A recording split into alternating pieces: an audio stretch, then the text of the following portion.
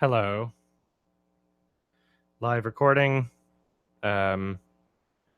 This I'm just need to send out my invites to people. I just gotta find my login thing for my Patreon.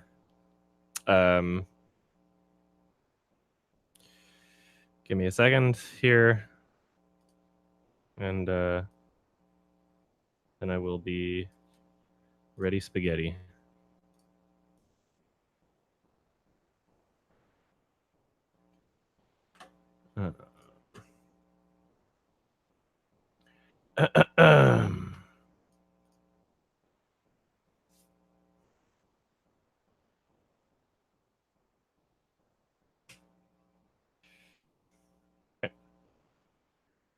Just gotta copy and paste the same sentence from the invites last month. The fuck? What the hell happened to my email? Oh no! What the hell happened here? Okay, well, they changed everything. Fucking Christ. Okay,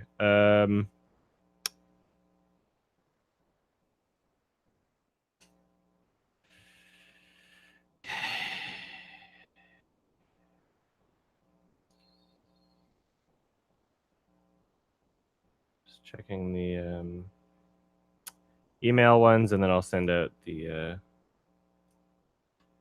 Patreon ones also. Just be patient.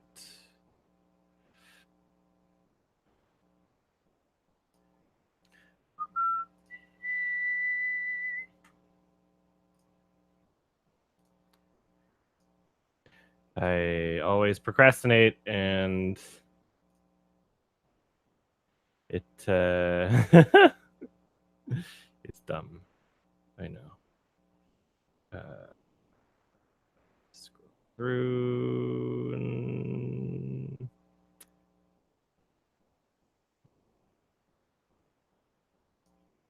I don't know why PayPal doesn't just title them all the same thing, because some of them say notification of donation received, some say notification of payment received, some say you received the payment. And so when I'm searching through all these things, like, I'm terrified that I'm gonna miss some of them. But it doesn't look like anybody donated $10 or more to my PayPal this month anyway. There were a lot of other smaller donations. Oh, here's one.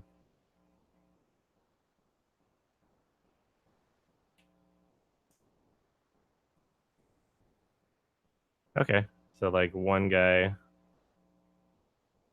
Okay, I will send this individual an electronic message as soon as I get my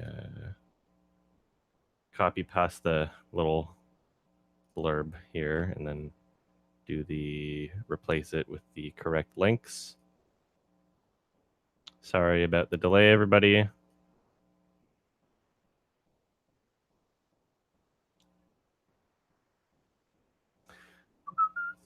Why does my email look so different now?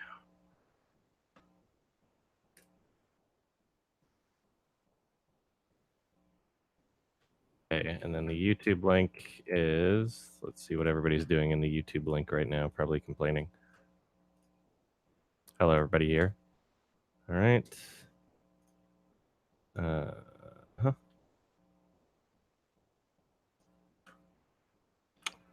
right.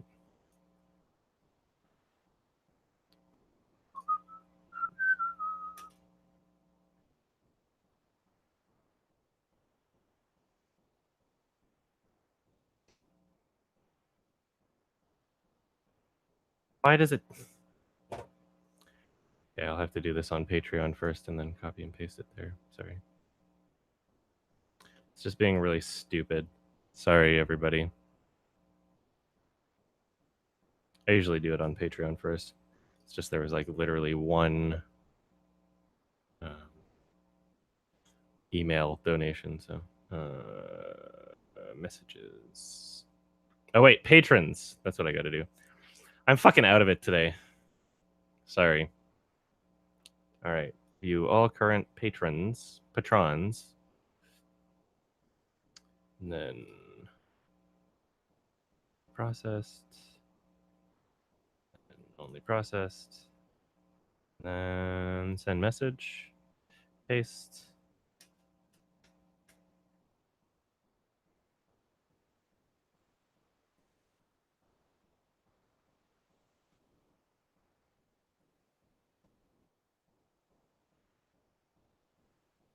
Here's the YouTube link.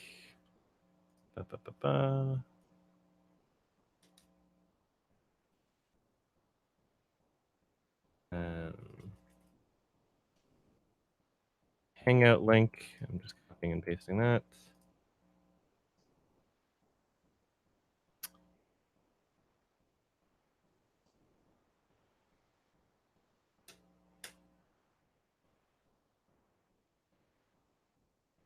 And then I'll copy and paste this whole message and make the post on the Patreon wall as well, because the messages function is never that amazing on Patreon.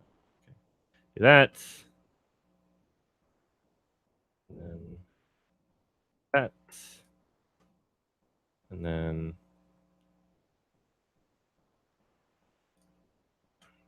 I sent out a message to 121 people, but realistically, less than 10 will show up, which is fine. I can. Hey, we got somebody. Hey, can you hear me? Yes, I can. Hello, how are you? We got a couple people. I'm just making the post on the wall. Also, March 2018, Google Hangout, and then set to. Wow. What the? Is that? Was that me? I'm sorry. Put your fucking dildo away. Was this an Unfriended reference? Are you Ken making famous No. salsa at your desk? I'm sharpening my color pencil because I'm drawing. Okay, lovely. That's hilarious. Okay. You can pretend that it's a blender though if you want. Yes. Just don't get possessed by the computer ghost. Well, the glitch just typed. What is a troll? That's a quotable movie right there. I like quotable films. I remember seeing the trailer for that movie and laughing really hard at the trailer. Yeah. The trailer was the reason I saw it. It's like when they are so unself-aware with how comedic they're being, it's like all the music cuts out. Well, the glitch just typed. It's like that's supposed to be scary, I guess, but you know, I guess it scared some people. There's a new Unfriended coming out. It was at South by Southwest. Yeah, I heard about that shit. It seemed to have to be originally called Unfriended Game Night, but I guess they changed the title because Game Night came out. So now it's called Unfriended Dark Web. Speaking of games, I'm really hopeful that Truth or Dare will be funny bad instead of just bad bad. It looks like the next Bye Bye Man. It looks like something that painful. I laughed at every single time it showed the fucking face. Oh yeah, the guy that fucking falls on the pool table. Fucking it's so hilarious. Fucking Aphex Twin. You know? Apparently that's just terrifying now. Hello. Hey. Okay. Hello and welcome. Patreon Hangout. How are you today? Great. Awesome. I am decent. I released my second review ever, Hoodwinked is Garbage, and it got taken down by a company I never even heard of until I started watching your videos. Give you a hint, starts with an E. Yeah, I can already tell. Yeah, that's unfortunate. It's back up, though. Okay, that's good. You already fought it and won, I guess? Yeah. Mm-hmm. I actually got hit by 4 companies, and apparently it only recognized 12 seconds of footage. Yeah, I that's why. cropped the whole thing. Yeah, cropping doesn't do it. Cropping isn't because that's the system's designed in a way where like even if it's somebody pointing a camera at their TV, it'll still detect it. Like the system's designed to be able to detect that kind of thing, like cropping. So the best way to avoid content ID is if you're just simply talking over the footage anyway, like if it's not a clip that you're directly showing from the film, but it's just footage that's overlaid on top of your narration, don't let more than 5 or 10 seconds of the actual film play seamlessly. Instead, shorten. If let's say there's 2 shots and one shot is like 7 seconds long and the next shot is 7 seconds long, just cut a couple seconds off of where the film's cut is, and then you have 2 5-second long clips. But even though you're essentially just showing the same footage, it won't recognize it as 10 seamless seconds. It'll recognize it as an independent 5-second clip and an independent 5-second clip, because they're not directly after each other in the way that the film actually was. So yeah, I probably used too much footage from the movies anyway. Yeah. Well, what is too much, really? That's fucking deep. I don't know. I'm releasing the Adam and Pal's Oscars video today because Oh, really? That that's should be ready. fun. Well, it's like I just woke up and I got the email on my phone saying that it's suitable for advertisers now. So I was gonna publish it, but I was already late for this. So I'm excited I'll to do see that that after. your reaction Yeah, it should be synchronize fun. the actual event. That'll be cool. It's It wasn't nearly as much of a fucking dumpster fire this year. I mean, they didn't have very much competition though. yeah. Apparently, their viewership was a lot lower, but it doesn't really matter. I mean, like Jimmy Kimmel's just fucking boring. I know. I didn't hear a single thing that they were Yeah. saying. I was just listening to your commentary. The Yeah. only reason I even watched the fucking Oscars is because you guys are doing a stream. Yeah. So the edited down footage is 35 minutes long. But I mean, in my opinion, it's all pretty fucking necessary for the video. And when you're bringing it down from 4 hours, it's like what? That's like an eighth of the original footage. And even then, Just most of compilations of other movies. yeah, it's just A, compilations of other movies anyway, and B, we're talking over it, and you can't really use it as a replacement for the original market. There's only like select moments where you can even hear the Oscars audio unbroken, But anyway, yeah, it's a good video. I'll be publishing it right after the streams. This thing's over, so. I have been going to the movies way more often than I used to. Yeah. I got to see 3 Billboards, which was fucking awesome. Mm-hmm. Shape of Water, I really liked. Black Panther, I wanted to fucking kill myself. That's kind of fair, actually. It was pretty average. I thought it was It was worse than fine. average. It was fucking Yeah. painful. I don't know. Do you like other Marvel movies? Is the question though? Yeah. I mean, I do, but it was still like kind of bland, Yeah. I'm gonna get lynched for saying that, but it's Yeah. kind of okay. Yeah. I think it's just one of those things where people have different reasons for watching movies and different reasons for enjoying things, and my assumption is that a decent amount of my audience, or at least a lot of the ones that are enough of an audience to be supporting me on Patreon anyway, I'm assuming that most of you guys watch movies for like the craft. I don't know, but a lot of Yeah, for sure. I do Movie- like Marvel movies, though. That's I always go to every single one. Yeah, so. they're good.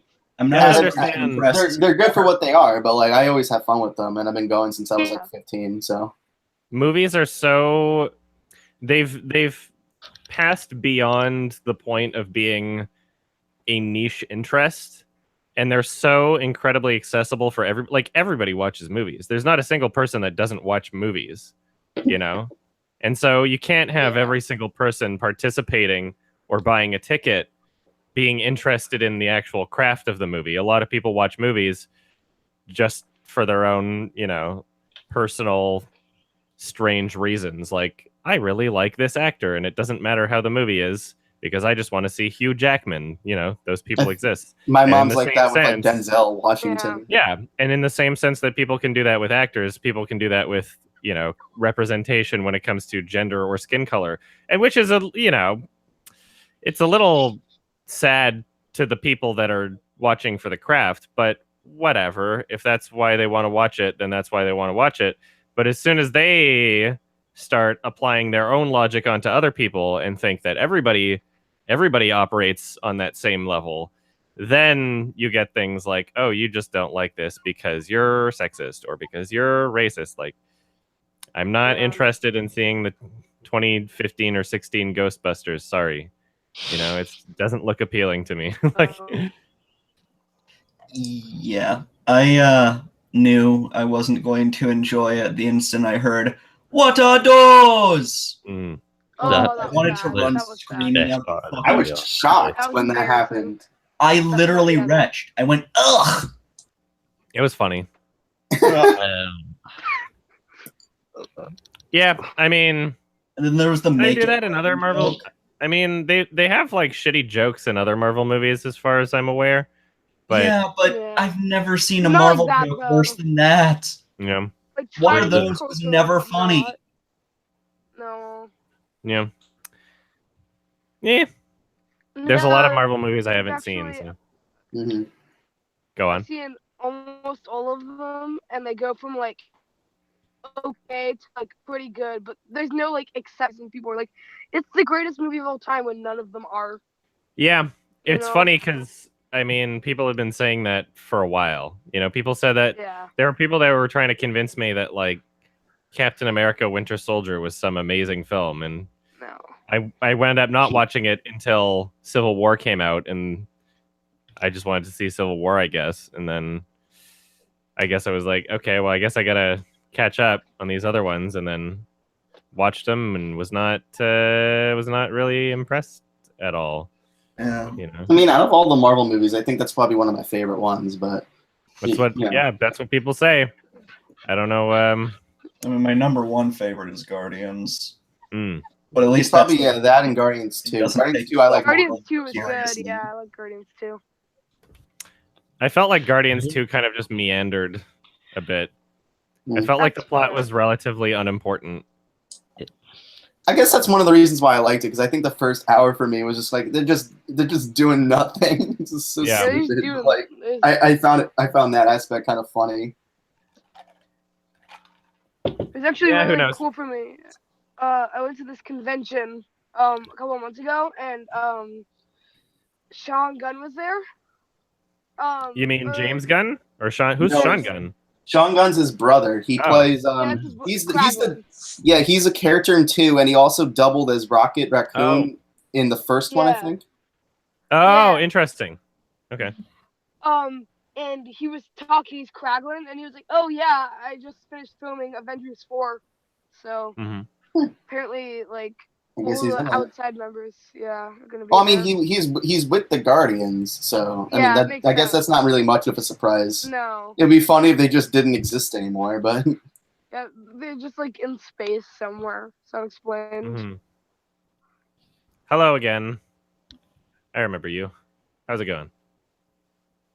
Your mic is muted. I have to say though, the best acting I have ever heard in my entire life was Alex in Hunt Down the Freeman. Oof. Made me cry.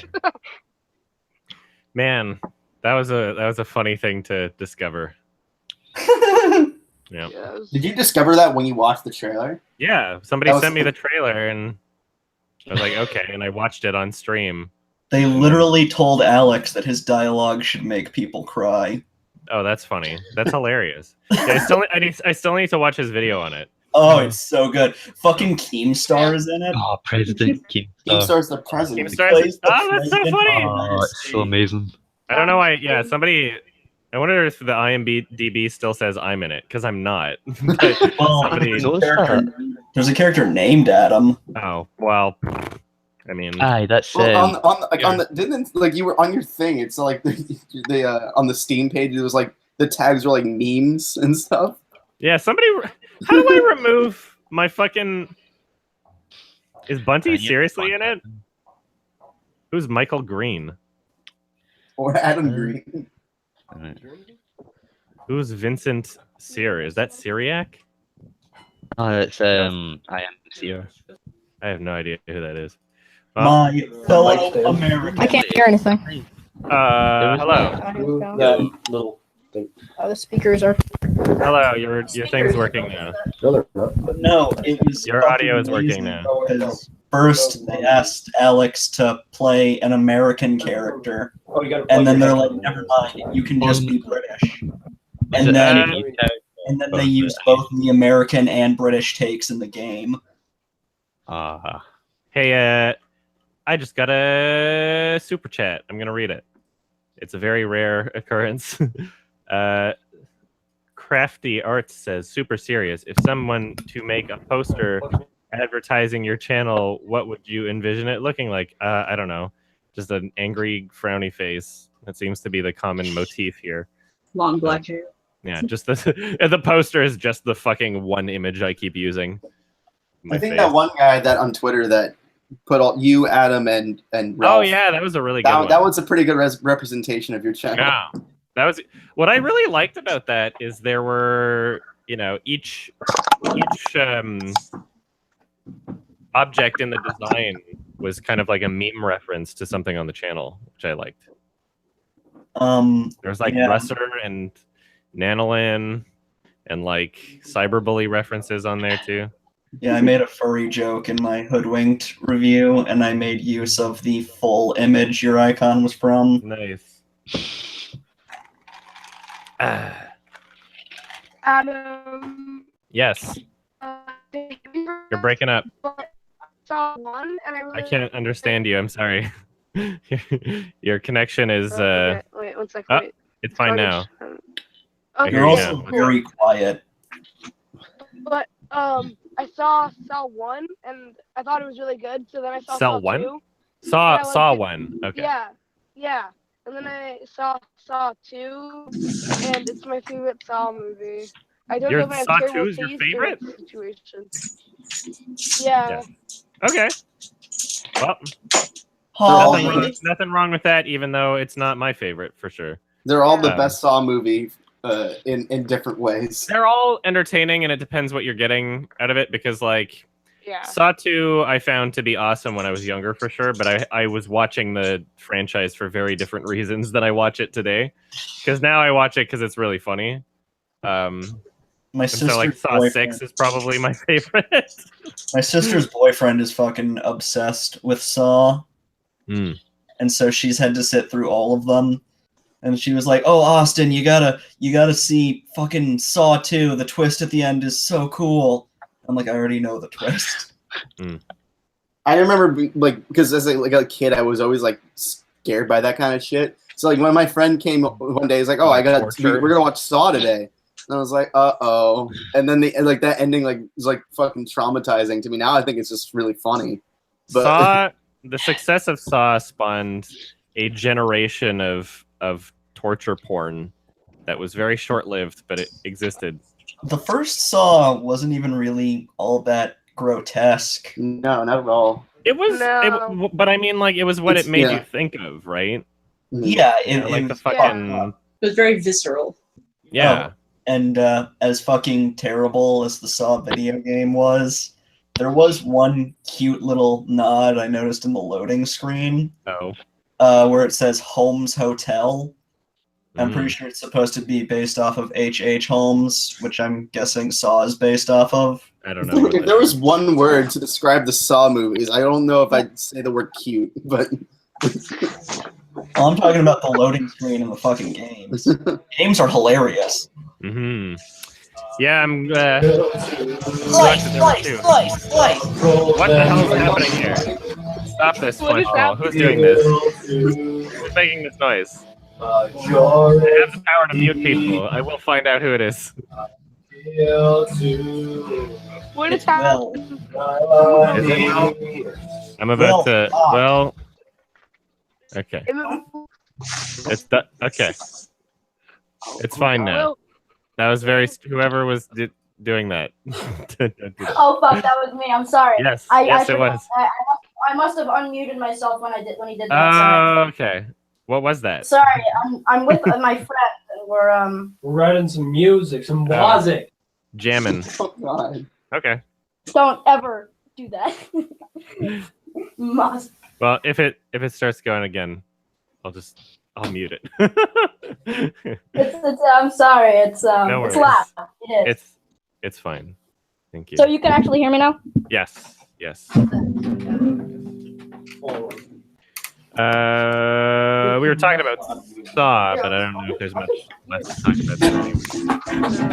I'm gonna mute you a little. Just type in the chat when you want to be unmuted. It's a little distracting. Will. Is my audio working? Whose audio? Mine, I guess. Yes. Yes. Yes, yes, it is. I guess we were kind of talking about just Marvel in general not too long ago, but Do you still need the example? sorry, what? No, that was on your end. Okay, never mind. I was just gonna say, like, does anybody really expect Infinity War to have any kind of a cohesive story? You will? Yeah, well, I am like No. pretty worried about that because there was already like Ultron where they had to cram in a bunch of superheroes and it didn't work. Hold on 1 second. Will, stop unmuting yourself if you two are gonna talk to each other in that room, because we can hear. I've got headphones in now. You won't be able to hear. Sorry, no, I mean, I can hear when you two are talking to each other in the room. It's distracting to the conversation that's happening in the chat. Okay, thank you. Just unmute mute yourself if you want to ask a question here. Otherwise, just keep it muted. Infinity War will probably have to be like a two-parter at least. Yeah. I mean, It was is. gonna It's be. already a two-parter. Well, I mean, But it was originally gonna be part 1, part 2. Now they're like Avengers 4 is something. It's not Infinity War. Which So- Captain America's not going to be in. Or, Well, I thought he was gonna be in it. Is He it said- not just? Chris Evans Oh, said no, he's like leaving that 4 was afterwards, gonna be his sorry. last one in his Yeah, contract. he's leaving afterwards, yeah. Ah, Yeah. who? Iron Man? Chris Evans. Oh, No, yeah, Evans. Chris Evans was like, "Oh yeah, 4 is the last one in my contract." Oh, It's my last well, one. I mean, is he gonna keep going? Are they gonna kill him? Are they finally gonna kill somebody that's not a side character? I mean, I'd imagine if he is Comics. gonna die in this movie, that like the next, like they're gonna do like those stone things, and like one of them's time. So like he'll come back in like a vision or something like that in like the next movie. He like, don't or whatever. He's gonna just say something. It's like really ominous. Yeah, Yeah. I don't know. I think they might just like kill him in this one, and then I think they might. people will be like, "Oh, that was so impactful," that they'll see the next one, even though the first one didn't make any sense and it was just a bunch of random nonsense. Yes, That's I'm my pretty prediction. sure- I don't read the comics, The but I Robert think that Downey Jr. happens, contract. and he gets replaced by Winter Soldier. Well, No, he has 2 replacements. He was replaced by Anthony Mackie, and he's also gonna be replaced by Bucky. Yeah. Like he's been replaced like twice. No, they are. Yeah. There's no way to have that many characters in a film and have a cohesive story at the same time. No, you Is can't. my issue. Is like there's Yeah, 30 yeah. main characters now. Like what? It would be like- People are going through like the posters and the trailers. Like, where's Ant-Man? Where's Hawkeye? It's like, how many more do you want? Yeah. Yeah, you can't. It's not gonna. This is gonna be the moment where it starts to like implode upon itself. Yeah, Ralph. Where it's too oversaturated and they did it too much. Ralph has like the perfect analogy comparing superheroes to candy.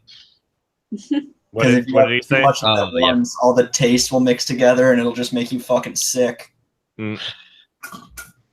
Yeah. A little bit is good, but you can have too much. Kind of hurts your teeth. Yeah, I just I got my tickets, but not particularly looking forward to it. I read somewhere that it was like the first movie to be like filmed entirely with IMAX cameras. That's what I learned yesterday. It doesn't which look I'm like it though. surprised by. Yeah, but- it doesn't look like that. Obviously, because like most of it's in a green screen. So. Well, I mean, it's just what does the IMAX camera mean? It's just the aspect ratio, really, Yeah. right? I mean, it's the Yes. not the aspect ratio. The what is it called? Resolution. No, The weight I guess bars. kind of. There's another word I'm looking for. But anyway, yeah, I mean, it's IMAX cameras are like high res, and you can see like more of the image, you know, because it's supposed to be for an IMAX screen. But I don't really care. It doesn't really. So is IMAX matter. like the best camera? Yes, I read Patreon messages. By the way, somebody in chat. I don't know how you define best, but I don't know. It doesn't matter. It really just doesn't matter, and I'm not seeing it in IMAX anyway. I can't tell you the last time I saw an IMAX film. I don't even know if I ever have. It was probably just some crappy documentary. I usually go Yeah. if I'm here like at school because my local theater by my campus has an IMAX theater, so I'm like, well, it's there. Yeah. It's there, so Yeah. Yeah, there's I have my tickets to my advanced tickets to 3 different movies right now. That's one of them. I also have my tickets to Ready Player One, you're gonna which see that. yeah. I mean, because it's like it's so fucking. There's so much buzz on it. That's not. I mean, it's not all good buzz, but there's enough buzz that it's like, yeah, I'll watch it and make a.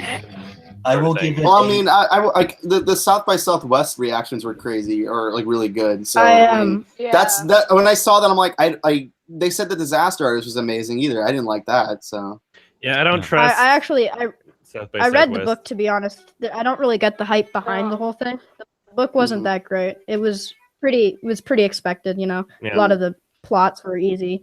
I mean, it's just just to the degree it's like I don't see the point in making Super a movie for it simple. other than money. It's like an obvious book. The Yeah. whole story is just Oh yeah. cookie cutter.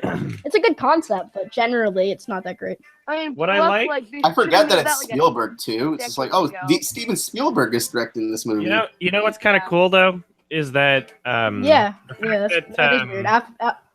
the fact that Steven Spielberg is directing it is pretty much the only reason why this movie was kind of allowed to happen, because it's pulling in so many different licensed properties Yeah. from so many Oh, yeah. different studios Oh yeah. that Oh, just having so- Spielberg's name on it, they're like, oh yeah, sure, you know, because it's like he makes safe movies that, you know, they would trust that, Yeah, you he know, just his finished- name on it. he just- that, you know, He just finished a movie too, didn't he? The Post. You knew Who Framed yeah, the Roger Rabbit. Post. I thought that was What, okay. did you see that? I It was, tried and I gave up pretty early into it. Oh, you tried. Yeah, I didn't. Yeah, I It's didn't not. make It's it very nothing. far. You didn't miss anything special. I mean, like it's nothing. It's nothing special. You know, It just looks boring. I enjoyed it for what it was, but it's not. It's like when it's there, like it's obviously there on the Best Picture category because it's Steven Spielberg with Tom Hanks and Meryl Streep. Yeah, They did a like, movie Yeah, together. like what the fuck? fifth I movie mean, of the they're year. good. They're good. They're good actors, but the story was just so obvious. And also, I saw Shape of Water. I definitely would have put 3 Billboards over that. And hell, Yeah. I'd even put Call Me by Your Name over that. Yeah, I would too, but I'm still. still, I'm like, you know what? Good for Guillermo. Good job. Yeah. Yeah, good for right? him. He deserves that. Yeah, Guillermo.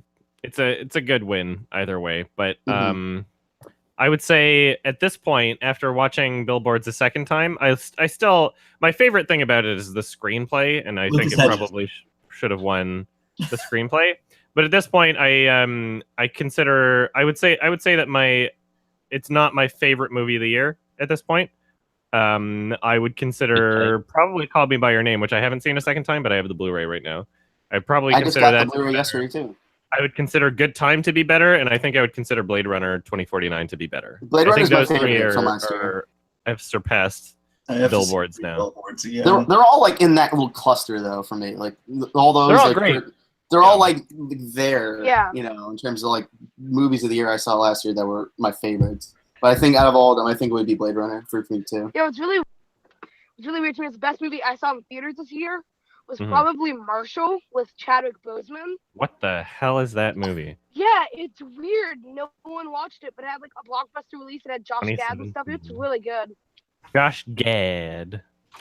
Okay, well, I didn't hear anything about it, but I'll check it out. Yeah, it had a really small release. It didn't do well at all, but it was good. It's got a 66 Metascore, so we shall see. Oh, it was nominated for something. What the fuck was it nominated for? Oh, it was original song part for song Stand Up for Something. Did they even play that? Oh yeah, that was Common. That was Common. They did. That was I remember Common at the Oscars. I thought he was just there for no reason. He was there to fight Keanu Reeves again. Yeah. Okay. It's kind of funny. I've heard you complain about Lucas Hedges before, but I never committed his face to memory. So I didn't recognize him in 3 Billboards. But I was still thinking the whole way, like, wow, whoever plays the son is fucking shit. Yeah, it's his next project is going to be really hilarious. He's playing Shia LaBeouf. Oh yeah. Wait, I'm already invested. Yeah. That's not a joke. It's not a joke. Shia LaBeouf is directing a movie where Lucas Hedges plays him. And Shia plays it. Oh man. I can't wait. I'm so excited. Shia LaBeouf's the only guy to make a movie about himself but not play himself. He plays his dad. I don't even know what to say. That is double dipping on the cringe. That's my most anticipated movie of all time now. Well, on the IMDb, I'm not sure. I'm gonna have to look this up because the IMDb, if this is the same movie, What's the name of the movie again? I think it's Honey Boy. This one. Well, I'm gonna look up an article. Shia LaBeouf, Lucas Hedges. Right now, the peanut butter. yeah, Honey Boy. the Hollywood Reporter has an I article. forget Infinity Lucas War. Hedges to play Shia LaBeouf in LaBeouf biopic Honey Boy. Why does he get a biopic? Oh, and he's used the reason why. Well, because he's directing it. He's making it. So the LaBeouf co-wrote the script using the pseudonym Otis Lort, and Shia LaBeouf will play his own father. Yeah. So this will be the point where I think people. I don't know what the role is demanding from him, because if it's the whole thing is tongue in cheek and it's funny, then that might just be a good funny movie. But I don't really. I hope it isn't. I don't have a lot of faith in Shia LaBeouf as an artist. Shia LaBeouf, he doesn't do funny. He's either all right or bad or plagiarizing. Those are the only Shia LaBeouf things. The only way you could make that more perfect would be if you crammed Jaden Smith in there somehow. After part 2. Jaden Smith playing Will Smith. I can't wait to see what happens to Afterwards, Jaden but it's a Smith. sequel. I think he's just going to keep making music. His album was very successful, so. And there's a lot of people that genuinely like it, so. Did Neo Yokio get a season 2 yet? Oh, God. I haven't even tried with that. Oh God. Ugh. It'd be great. You're breaking up. It'd I be can't understand you. Try it again. After. Say it again. Great movie. Repeat yourself. Sorry. Do you know what would be a great movie? What? After part 2, Yes. Jaden as the dad and his birth son. Yes, I would playing watch the that. kid. Yeah, right. I That'd think be we should. exceptional. I think we should just get a movie where Change.org. Jaden plays everyone. You know, it'd Yes. be a good combo. No, have every actor play normally, except all the lines are overdubbed. It's Jaden and the face swapped with Jaden. If you could have like So it's just literally Photoshop Jaden all over a The movie. dialogue is all Jaden Smith. They should. No, it's all written by Jaden. They should remake. It's written by Shia LaBeouf. They should remake Lethal Weapon with Jaden Smith and Nicolas Cage. That would be. I would kill a man to see that. Yes. Just to insult you, they should Dynamite and have a various just have Jaden play everyone. Speaking of Dynamite, and Johnny Black. Their funding campaign isn't doing as well as I was hoping it would. And they've got, let's see, they've got 7 days left, and they've only raised like $26,000 out of $1 million. Funding campaign. That's not good. Yeah. That's not good at all. I was hoping, it's one of those things where like I just wish that either I was a rich person or I was best friends with a rich person, or perhaps there's a rich person who watches my channel, but they're just not giving me money or they're just not funding the projects. The next quickie I make, I'm going to mention it, and hopefully it's out before the campaign's over, and hopefully just some rich asshole that watches my channel is like, I'll save this and donates like $1 million. What do you think we're talking about? Sorry? Oh, well, the Black Dynamite creators have a new movie that they want to fund called The Outlaw Johnny Black, which is basically just Black Dynamite in a different setting. It's like a Western, and Michael Jai White plays like a preacher. It's the original cast, isn't it? Yeah, it's the same. It's like the same thing, but different. They're just they're making Black Dynamite again, except it's not Black Dynamite; it's something else, which I would love to see. Yeah, honestly, I've never seen the first Black Dynamite. What? Go watch it. It's great. 2 nights ago. I haven't seen it. Oh, it's so good. It's fantastic. It's the best parody film ever made. Really? It's like better than Airplane. No. It is. Yeah. I'm not kidding. It's better than Airplane. Go fuck yourself. Airplane's a little more goofy though. Sorry, what? Airplane's a little more goofy, like it's goofy toned more than Black Dynamite. I guess. I Just mean, more like Black slapstick. Dynamite's fucking. Yeah, you're right. Black Dynamite puts more of an effort into, like recreating a style, which I find awesome. It's a little more subtle.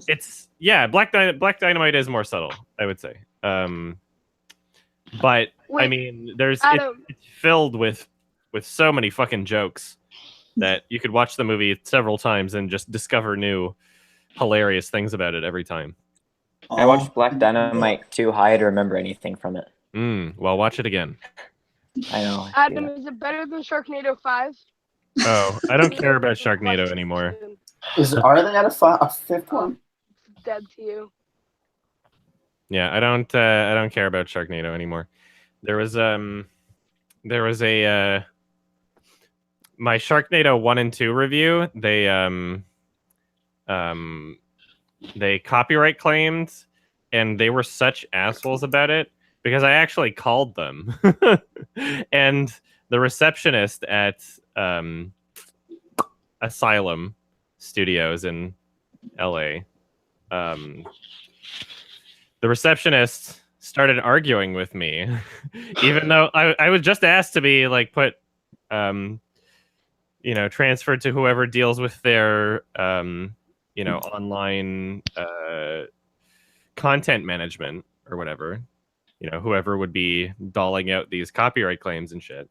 And she's like, well, yeah, but you use the footage, so you can't do that. I'm like, this is the receptionist. And she's like, I got into this huge argument with her. I'm like, can you just put me, like, clearly you're not the person responsible for this, and you shouldn't be anyway. Like, why are you, what kind of a fucking company is this? It pissed me off. And finally I got the email of like the actual Asylum does not get to complain about people abusing. Oh yeah. Like, excuse me, you've made a film called Transmorphers, and you're gonna bitch about somebody else, like be infringing on your copyright, even though I'm not.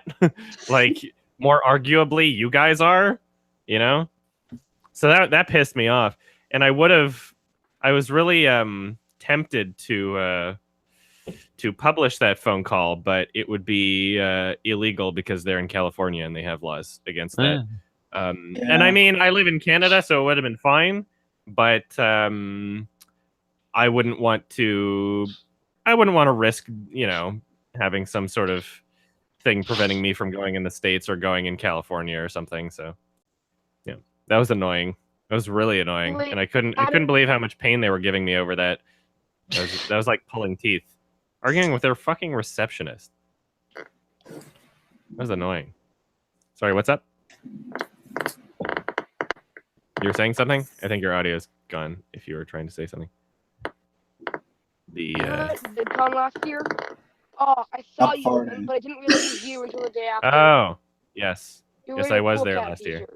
Yes, I would have been. By the way, somebody made me a cool horse t-shirt. Yeah, I saw that. I like it. That's great. Yeah, I'm not confident as to whether or not I'm going to VidCon this year, but I'll find out at some point, I guess. I'm not planning for it. But if for some reason I run into a lot of money in the month of May, then I might do it.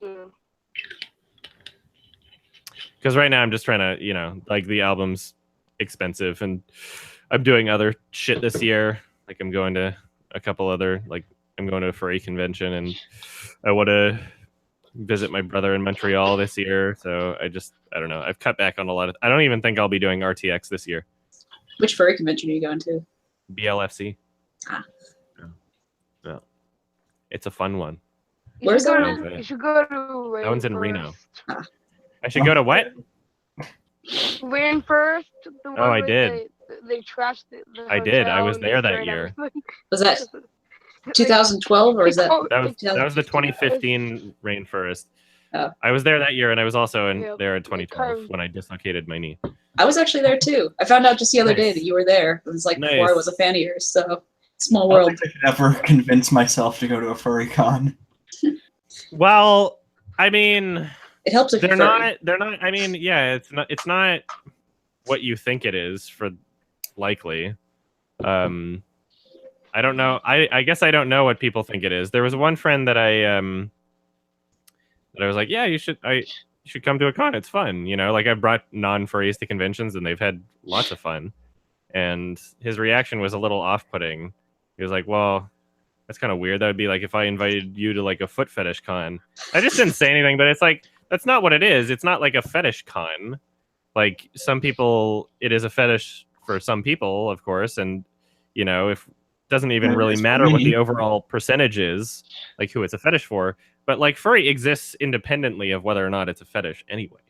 Like that's completely independent from anything sexual. Like if some of the art that's there in the dealer's den or some of the galleries, like they're behind like a black curtain, you show ID and it's like a very small percentage of it, and it's like, oh wow, there's like some yiff back there, but otherwise it's like the whole convention exists independently of any kind of like prerequisite for like having a fetish, so it's just fucking partying and having fun and people in animal costumes, and that's it.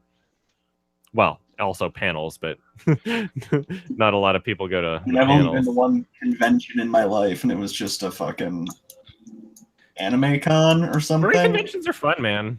They really are. And the one that I'm going to in Reno, it's like it's specifically built around like partying, because it's at a fucking hotel casino, and the whole convention is like, yeah, you have to be an adult kind of thing, and it's like the hotel's not going to get pissed off for people being like drunken idiots, because that's what the hotel is made for.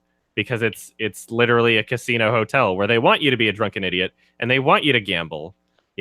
Like the hotel loves it. There's no like dumb rules against people partying. So it's a fun convention. And apparently they just renovated the pool. So I'm excited to check it out again. It's not that expensive either. It's like for the quality of the hotel, and also I'm on the West Coast, so. Yeah, it's just traveling. If you're far away, it's like the biggest expense with conventions. Yeah. And I mean, yeah, I'm on the West Coast, so it's not like a flight. It would cost me more to fly to Toronto Mhm. Yeah. Anyway, yeah, the Rainfurrest, despite it being so shitty that it imploded and got shut down. I'm so glad I wasn't at that one. Jeez, I saw that one from but afar. it's not. I mean, like the whole thing about it is like the whole convention for people like myself who are basically just hanging around friends and doing room parties and shit. Like the whole convention existed the exact same as it did any other year, except you would check Twitter and then there would be people saying like, "Oh, somebody just vandalized this thing," or like that's where all the shit was like looking at it on your phone. So it's like even being at the convention, like I didn't see any of that shit, but it happened, I guess. Just Like it little wasn't so pockets of rampant. chaos. Like the vast majority of people at the convention just attended without even, knowing that any of this shit was going on or that people were being assholes. The biggest problem was that one video, that like the shit I did video, I think on this channel actually. There was like the one where you're looking at the stream video on your hotel room, and like little kid was like on the dance floor. That was Vancouver. Yeah. Was that a furry convention? Yeah, that was Vancouver, and that was last year. Vancouver. Yeah, that's Vancouver Furry Convention. The furry convention that I would not be going to if it wasn't in the city that I live in. So yeah, it's Vancouver is not a great con. It needs some work for sure. I don't know if it ever will be. So next year I want to go to FE, which is in Toronto, because that looks like more fun. But yeah, the Rainforest shit. The biggest problem that they had was that they didn't really set the groundwork or set guidelines in the way that they should have, and there were a lot of shitty people that were at the convention because they had, they were the same people that had been banned from like every other convention, but they were allowed at Rainforest because Rainforest is like, if people were caught doing shit like vandalizing or, being assholes or, like they didn't ban anybody, and that was the issue. And then eventually just one year it was like too much at once, and they were like, oh, it was the attendees that they just allowed to be there. But yeah, Just most people there. Spiraling. Yeah, it was a fun con. I enjoyed it. It was very close. Seattle's like a 3-hour drive from Vancouver, so. Hey, I live in Seattle, by the way. Yeah, it was super close. All of my friends went there, and it was fun. But yeah, I can completely understand why it got shut down. I guess there's a new convention now in Seattle that just started last year. I don't even. Yeah, we'll see. It was tiny. There was only like 800 people that showed up. Yeah. Yeah, BLFC is gonna be. Yeah, at least Rainforest wasn't. Sorry, what's that? Rainforest wasn't like DashCon. Oh yeah. Where they like came. Yeah. DashCon or Fire Festival, where they were like just legitimate scams. Money. Someone's telling me to check out Columbus from 2017. Let me look that up. Columbus. John Cho. Is that the... Oh, it's already on my watch list. Yeah, it's a drama with John Cho. Which is going to be interesting, I guess. Yeah. Directed by Kogo Nada. All one word. What have they done? What have they done? I actually saw this movie last year, and it was super good. Oh yeah? Okay. Yeah, it's really good. The director, he was like he looks like he had some sort of relation to the Before trilogy. Oh, he was in it. Oh wait. No, he was on the Criterion special feature, it looks like. For some reason. Yeah, it's super good. It's super well shot, and the acting's pretty good. I don't know. It's just a really engaging drama. Yeah, I would like to check it out for sure. This fucking... Get Hausu. What about Hausu? Oh, it's just... I know you did a Sardana cast on it, but I still don't have a copy, because I'm a bag. Well, you should get on that. That was a very great interesting film. movie. It's amazing. I've seen it so many times. Have I seen Good Burger? Great. Yeah. Is that what you said? I haven't seen it, no.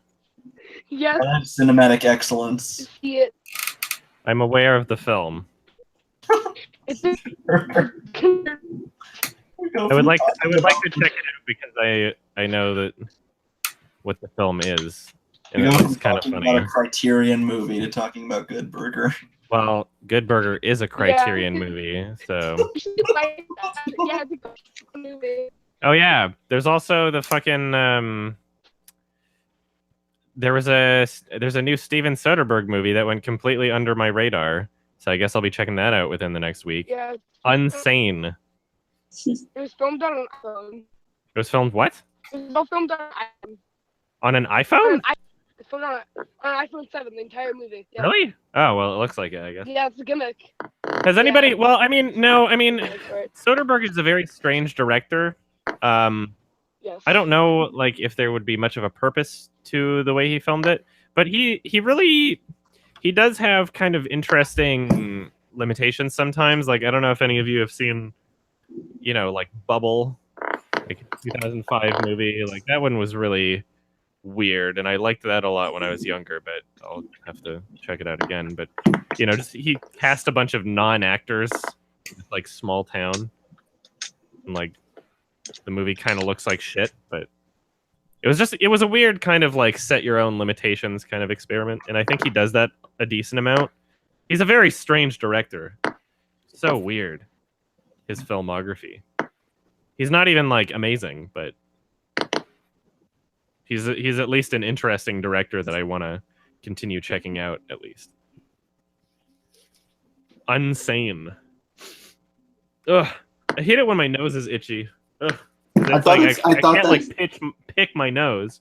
I thought that movie said Usain. I thought it was a Usain Bolt documentary or biopic. Usain. Just by the title. I thought it said Usain.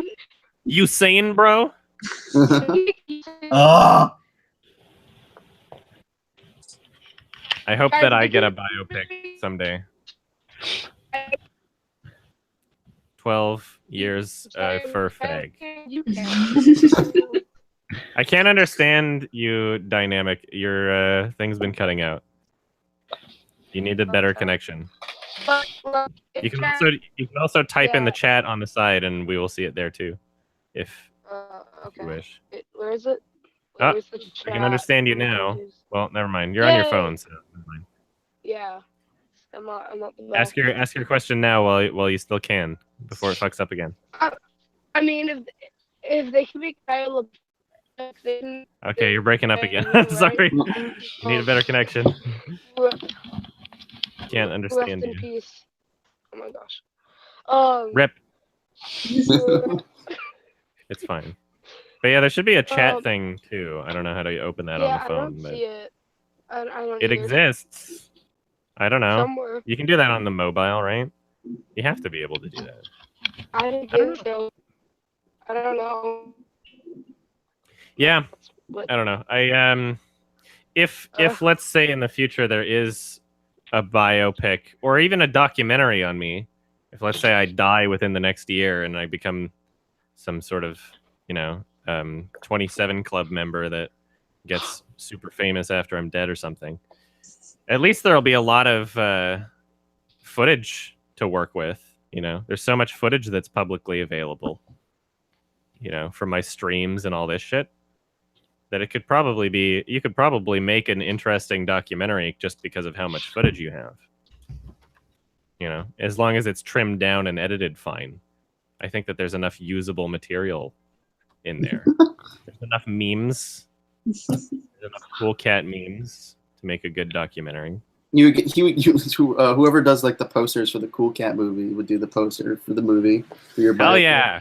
That Cool Cat Stops the School Shooting poster is pretty great. their kids are going into the school. I don't think Cool Cat should be anywhere near a school, but he's poorly photoshopped into obviously he probably looked at like a photo on Google Images and then just put it behind Cool Cat, but the kids are walking into the school. The Cool Cat's outside the school. Talking about the one that Daddy says, Derek can narrate. are you talking about the one that says still Daddy Derek. casting on it? Yeah, the two still casting. Yeah. So that's real? Yeah.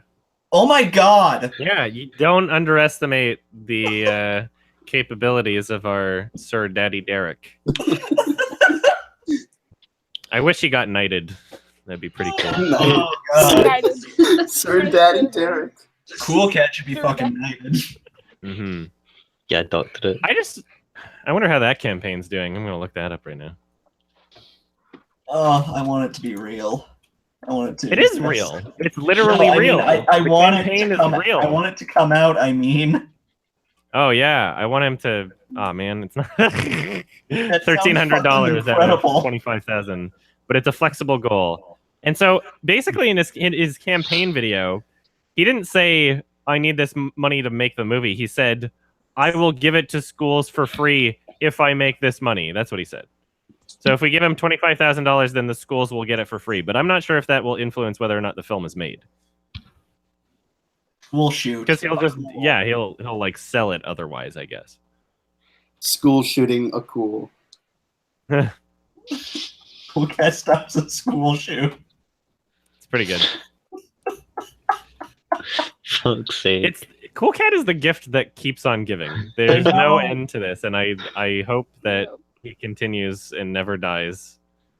He might be in like every single video he's done since then. It's in some capacity.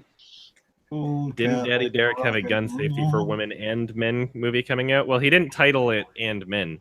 It's still, I mean, you got gun self-defense for women. And now his new movie is gun self-defense for ladies, but it's the same trailer. So he's just George Lucasing it like he's done with Cool Cat already several times.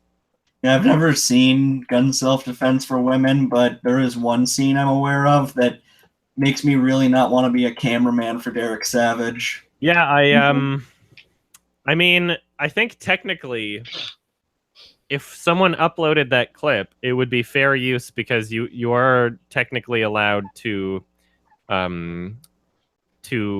upload short clips without commentary under fair use, so long as it is something that is like newsworthy or attempting at trying to archive. Derek Savage does not give a fuck about fair use. We already know that. Oh yeah. But who knows? I don't know if he's made a single copyright claim since my fair use video, though. I think that might have put an end to it. Actually, who knows? I don't really know if he's been doing that shit since, but that might have stopped him. Especially the whole impersonating lawyers thing doesn't really bode well for him in future legal cases. So, man. But yeah, I have that clip on my computer. I should send it to somebody like Fanboy. If you want to host that on your channel, I'll let you host that on the channel. Because I'm shocked that nobody else has uploaded it, and it's kind of important. And you know what I realized this time when watching it, is that the cameraman, after he like kind of goes and like ducks and thinks he's gonna die, there's like a hard cut. Like so Daddy Derek, this time I'm watching it, I'm realizing that he cut something out of that. And I'm wondering if what he cut out of that was the cameraman saying like fuck, or like showing some more clear sign of distress other than just the camera moving, which you can clearly tell was him thinking he was gonna die. I'm wondering if Derek Savage cut that out of it. I'm wondering if he cut out more that was even worse to show. Fanboy and the deleted footage was that she actually killed the guy. Yeah, the camera just falls over. Fanboy, that wouldn't necessarily bring the film attention in a way where it's like, oh yeah, go watch it, is because it's a funny thing to make fun of. That's what I didn't want to do. I didn't want to increase the sales of that. I didn't want to be like, oh yeah, it's another Cool Cat thing where you can buy it and watch it with your friends and have a drinking game and enjoy it. Like, I don't think that uploading that clip is going to have that kind of reaction. But I'll send it to you later anyway. I have a quick question about your XXX Tentacion Sickest Verse of All Time video. Yes. What is that in the background that you put over it? That was the main menu from the Saw games. Oh, yeah. Okay. Yeah. Get me out of here. I was Saw trying one. to... Help me! Yeah, if you go into the menu in the Saw 1 and go to the audio settings, it's a never-ending loop of some terrible voice acting, which I just find hilarious, and it's a pretty good fucking meme on the channel. Get me out of here! I can't believe that wasn't a meme before. This is like a AAA Yeah, like it's so- Konami or some shit, isn't it? It's so strange because, like, you'd almost, especially on my gaming channel, it's like you'd almost think that with those being so oversaturated, like Game Grumps has done everything, and like there's so many Let's Play channels out there, you'd really think that there wouldn't be like untapped memes left for me to discover, and yet you know, I stumble across a thing in the game that it's just like, that's how come nobody else fucking mentioned this shit? It's hilarious. You know? It's just the way you format your videos in general on that channel. It's just a completely different gaming channel than a lot of others. I guess so. Yeah. Just the way it's edited too. Mm-hmm. Yeah. Like most of the games you play on your channel are like Let's Plays, are more just like, I'm playing this garbage game and we're just like fucking with it. Well, depending on the game, you know, it's like I do prioritize the games I play based on whether or not it'll be for an entertaining video, I guess. Mm-hmm. I had no idea there was even another Life is Cringe. That was a surprise. Oh yeah, there's another one coming out, isn't there? Is there? Other one. Yeah, there's like a third one coming out. I forgot to look it up. Oh no. I mean, every time like you posted a new thing on your channel, I would get fucking related like things of like the actual Life is Strange YouTube channel, like trailers. Yeah. I was like, oh no. Did anybody watch the full fan movie called What If? Oh no, fan-made Life is Strange story called What If. It's on YouTube. It's 2 hours and 7 minutes long, and the best I can say about it is that it really accurately captures a lot of the same feeling from the game, but otherwise, I mean, it's pretty terribly shot. The acting is hilarious. There's like all of the audio is coming from like the camera very clearly, and like probably just like a shotgun mic on the camera, and then they have no lighting, so like there's parts where the lighting is just terrible because that was the room that they were in. And yeah, it's kind of entertaining. I'm 35 minutes through it, and I'll keep going through it bit by bit, I guess. He was watching it 5 minutes at a time or something. I mean, I was watching it while I was waiting for things to render while I was doing like editing. So, but what you just said, everything you just said sounded like exactly like the game. So yeah, I mean, it captures. That's what. Even when you said no lighting, like yeah, those are the games. No lighting. It captures the feeling cringe. Adam, because I was very close to purchasing that game before I saw your video. Some people like it. Some people like it. One of my friends likes it, and I said it in passing, like the game, and he's like, "Oh, I like that game." I was like, "Really?" That's him of all people too. It's like you don't seem like someone who would like that game. It's like, yeah, it's like the Telltale games. I was like, oh. I haven't seen Chinatown. To whoever asked that in chat. I'm looking forward to it though. It's something that I've almost seen like a million times, but I haven't yet. But I know it's supposed to be awesome. Now it's on Blu-ray, I guess. You should get the Blu-ray.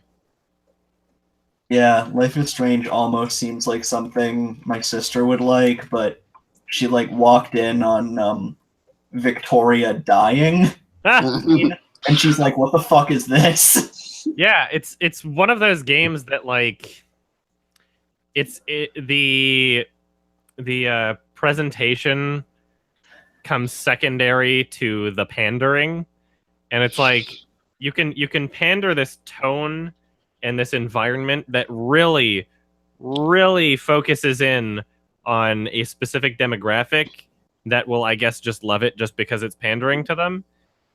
But nobody's paying attention to the presentation and how the animation is shit, the voice acting is shit, the plot is shit. I gotta say, You know, like everything about it is shit, but it's really, really pandering, and that's why it's successful. I mean, it's so pandering that like they didn't care enough for like the prequel one to even get the same voice actors back, right? Yeah, they brought them back for the one that would make the least amount of sense for, which is when they're like 5 years younger. We brought them back and pitch shifted them up. You know, we've made them sound slightly higher pitched. That episode was especially terrible. I was watching, I was like, how is this a real episode? Yeah. Like they farted it out. I am absolutely more than usual. I'm absolutely 100% convinced that they just didn't feel like animating Victoria's eyes. Yeah. I think that's literally what happened. I don't know. Do they ever blink in that game? Oh my god, you're right. That might be a thing. I'm not sure. Because I know that like one of the stupid things about the game is like the tears are like already there and they just appear. they shade in. You know, they're not like they don't like move down someone's face. It's just like a texture now becomes visible that was previously transparent. A glossy line on their eyes. Yeah, like there's like 3 character models like of each character. One's like, oh, with like a bit of blood on them. One's with them crying. One's with them normal. I just need to. I don't know if they ever blink in that game, and if they do, then why wouldn't they just close her? I mean, she died. What were they going for there? That she died. Like that was a nonsense scene. Have you ever seen, have you ever seen Revolution 60? Yes. But I don't feel like playing it. It looks not worth my time at all. Brianna Wu 2020. Running for Congress. Well, maybe she's a better fucking congresswoman than a game designer, because holy shit. Well. You never know. Hey, do you guys want to hear a fun fact if I'm not breaking up? Yes. Did you know that so for the stock 2 comic book it was you just started breaking up. Oh, no. After the words did you know? You started breaking up. So no, I did not know. Because I don't know what you're saying. So there was a Saw comic. A Saw comic. It was a tie into the second Saw movie. I had no idea. And it has Jill Tuck 2 years before she shows up in Saw 4. Oh, Jill the. Yeah, the person no one likes. That's funny. Yeah. I've never even heard of such a comic, but I'm not surprised at the same time because of course they would make a comic. Of course. That was a cash cow for Lionsgate. Saw made Lionsgate. Mm-hmm. Lionsgate was like a small, shitty Canadian studio before Saw. Like they had nothing. They had like Ginger Snaps, and that's the best thing Lionsgate ever put up is Gummy Bar, the Yummy Gummy Search for Santa. Ooh, that sounds. Oh, that's right. They did that. That was an actual Lionsgate release. Yes. The Yummy Gummy Search for Santa. Nice. Yeah, watch Alex's video on it. They took it down, by the way. They fucking flagged Alex's video. Oh, did they? Oh, shit. It did? He got it back up. Oh, man. Down for a while. Yeah, I got it back up. Okay. Why would you even bother flagging a video like that, though? You know? Because they can. Money. No. Yeah, Lionsgate doesn't have any gigantic properties right now. Like the last huge property they had was Hunger Games, and now they're looking for like a new IP, and they don't have it yet. And they picked Gummy Bear. Wow. Don't worry, this is not Fred's story. Camp Fred. It was like one of the cringiest things I've ever seen, though. Films. Lionsgate Films. Here we go. What do they have right now? Their highest grossing films. All the Hunger Game movies, obviously. Oh, interesting. So The Day After Tomorrow, although released by 20th Century Fox, was apparently funded by Lionsgate? I don't know how that works. La La Land they're attached to, I guess. Divergent. Oh, wow. Oh, that movie nobody fucking remembers. And yet it's in their top 10 Nope. highest grossing films for Lionsgate. Divergent, and also the sequel, Divergent series Insurgent. Domestic gross. Those movies $130 were million. so painfully awful, but they didn't even finish. I think their last movie was like on home release, or on like as like a TV special, like on a dumb cable channel. What was that title? Divergent something. Divergent series Insurgent. Yeah, that's what they call. That's what they called it. Yeah. Great. The only thing I know about that is that I put it in my 2015 list joke video. Just a bunch of movies that I didn't actually see. I liked that one on what was it, 1980 something with Tyrone and Common Etiquette. 1996, top 10 films in 1996. That might be my favorite video I've ever made. That was definitely one of your best ones for sure. Just you put a lot of work into that one, like just for like an April Fool's video. That was so strange. It was like something you'd see on Adult Swim.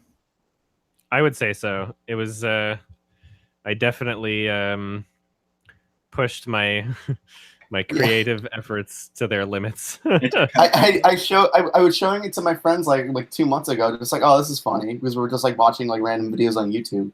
Like we put this up, and they're like, top 10 films in 1996. What is this? It's like in 5 minutes, it's not even going to be a top 10 list anymore. Don't worry. Yeah, I do love that video. That is something I'm proud of. It's what's kind of interesting about it is that there's the challenge of directing two people with very specific directions that I'm essentially just writing a block of text to and asking them to film their own parts, which is like a unique challenge on its own. Is that there needs to be like some level of trust with what they film and how they interpret what I'm saying and how they do it. A lot of it I kind of just like wound up bringing together in the editing room because, you know, you can kind of make it work through editing if it's not perfect what they send. That was cool. And to answer Toho Spartan, yes. I still haven't seen Battle Royale. It's pretty good. Mm-hmm. That's what I hear. Quentin Tarantino really likes it. I think he's like said something along the lines of, "I wish I made it." I'm gonna be right back. I gotta piss. BRB. I need to get a drink.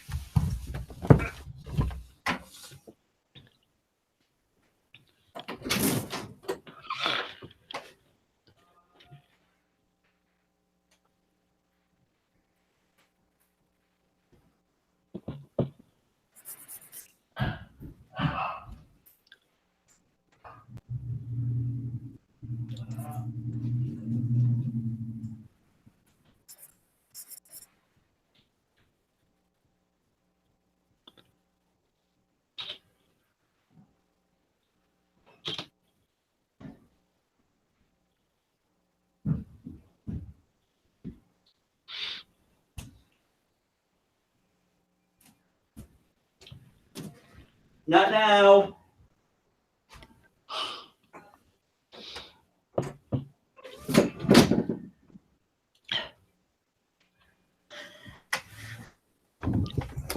Okay, I'm back. Yeah.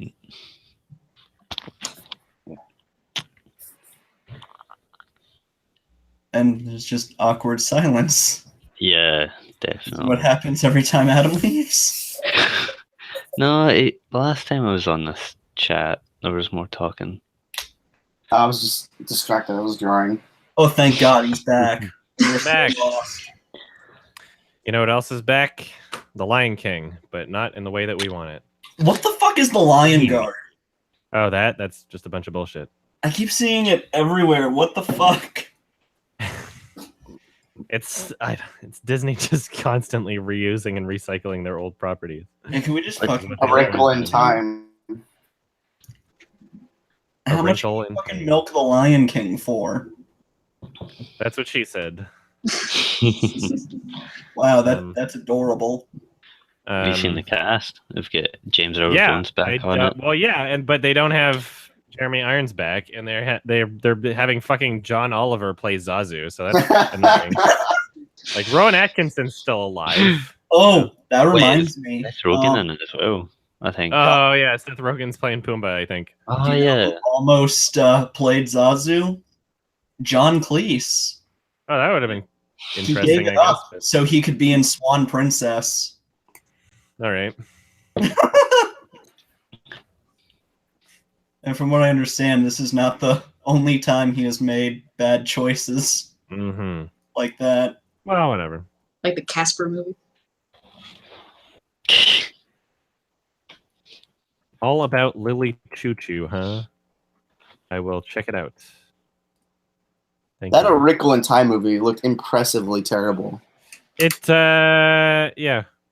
Like seeing the trailer in theaters, I was impressed by how garbage it looked for what the budget was.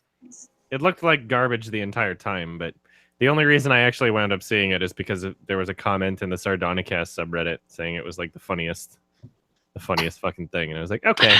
And so I made a 3-movie day out of it. I saw The Strangers Pray at Night and Game Night and A Wrinkle in Time all in the same day. Did you ever find a single redeeming factor for Wrinkle in Time? No, there's nothing good about it. There's 0 things that were done well. I cannot think of a single element to the film that I could say, yeah, that wasn't terrible. There's nothing. There's literally 0. When I saw the trailer and the thing posted like A Wrinkle in Time, I mean I always know what A Wrinkle in Time, like I've heard the name just because it's like a name, but I was like, wait, that's what A Wrinkle in Time is? Okay, that doesn't not look really. good at Yeah. all. It's just, I mean, that weird look was a little different, but that weird photoshopped Oprah you put in your video is gonna haunt my fucking nightmares. Yeah, thank Heyo Damo for that one. When you release it, like the title, and it was like A Wrinkle in Time YMS, I thought it was like going to be another like meme video, but it's actually like a quickie. Well, it's so I have quickies, then I have like basically quickies. The only real definition is that they're like short and I don't put a lot of effort into them. And then when it's like, I don't know, when you're getting past like the 8-minute mark or whatever, I'm like, okay, well, it's not really quickie anymore. And especially, I mean, like I would still consider it a quickie if I was just like talking over a poster or whatever. But there's a decent amount of editing work gone into that. So I don't think I would consider it a quickie. So I just say A Wrinkle in Time review. And I've done that before, like Dawn of the Planet of the Apes review or but you'd never Alien Covenant review. But you do like full YMS for that, right? No. I think the reason I've just recently started, like after those review things, I'm putting the word YMS at the end, as in like it's from YMS the channel, but it's not like YMS : the movie title. That would be obviously a YMS style review, whereas this is a review from YMS. I know it's stupid and complicated, and these fucking I don't know, these what is the word? Qualifications, I guess. They don't really matter in the long run. Like there's tons of people who put out a variety of videos and they just call them all the same thing anyway. I don't know. I'm trying to put out like different styles of videos for coming from the same person, which is weird. But yeah, right now I'm just putting "is garbage" on the end of all of my video titles. At least until I review something good. Yeah. I used to put "sucks" at the end of all of mine. It's just called Toy Story 3 Sucks, not YMS Toy Story 3. Because I could get more attention that way and make people mad. Seems a little clickbaity though. Yeah. Well, when you're just starting out, you kind of got to do what you got to do, right? I mean, it's saying it sucks isn't as clickbaity, or it's not much more clickbaity. It's probably the same as putting is garbage at the end. You know, I don't see those as being any different. That's what Ralph did at first. He would always be like reasons why this movie sucks. Yeah. And now it's kind of like this movie, Ralph the movie maker. Well, yeah, because I mean, like once you reach a certain point, then people are interested in just hearing what you. I mean, I was specifically talking about Toy Story 3 because I know you didn't hate that movie. Oh yeah, well, so it seems parts weird of it that it sucks. Well, I mean, that was like the title of the channel is Your Movie Sucks, right? Yeah. So at least it like fits in line with the channel, you know. It's like part of the brand. I haven't seen The Wailing yet. I haven't seen 13th yet either. It's funny because like apparently everybody else's review started with, well, I'm a huge Ava DuVernay fan, but this movie wasn't as good. But I couldn't even say that because I haven't seen any of her other movies. I haven't seen 13th and I didn't see Selma. So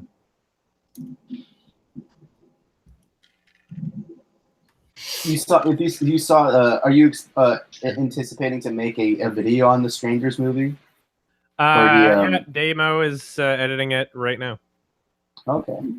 No, because I was curious because I knew you did a YMS of the original one. That was one of your earlier ones.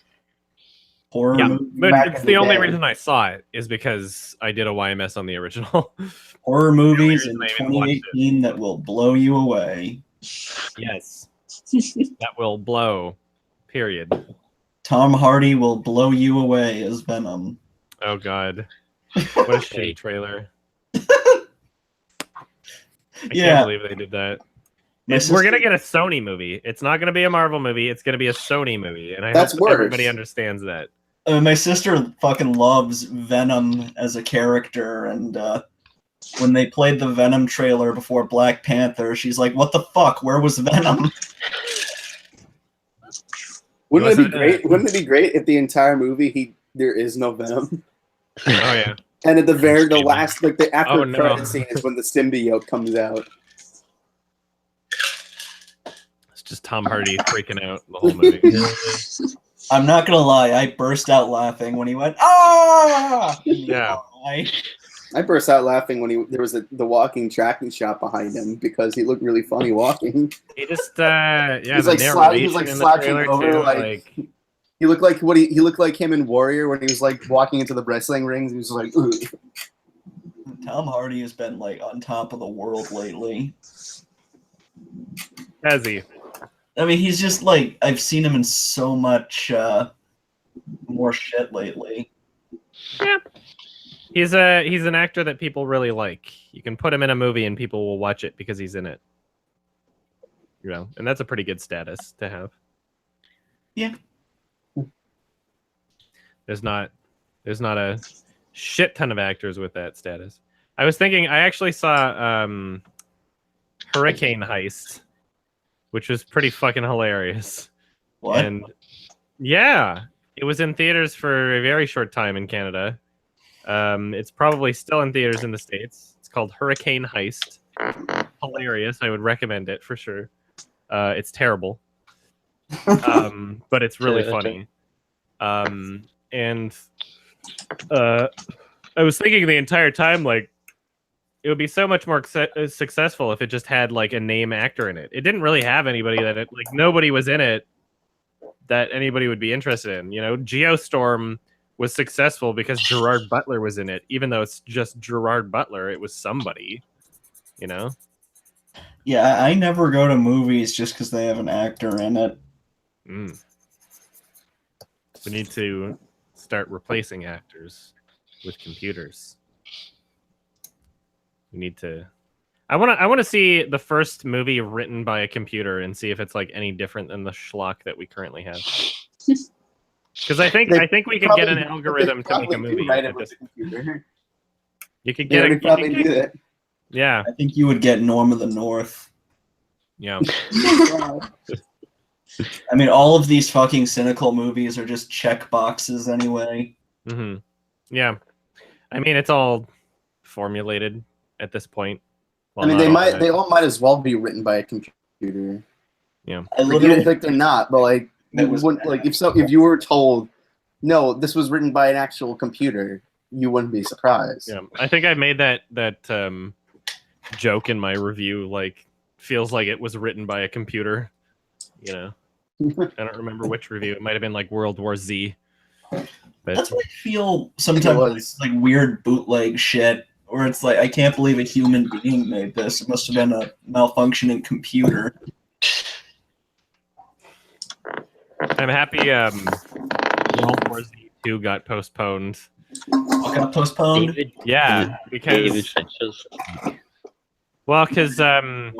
they have David Fincher signed on, which I didn't even fucking believe when somebody told me that. I was convinced. I was like, that's not going to happen. And then it's like, yo, he's really interested in doing it. David Fincher wants to do World War Z 2. But since Brad Pitt is not only the star of the film, but he's producing it. He's Plan B Productions, and that's his production company. He is postponing it because he wants to be in Quentin Tarantino's last movie. And so he's doing that first. And hopefully, who knows, maybe it'll become such a production nightmare again that World War Z 2 will be entertaining.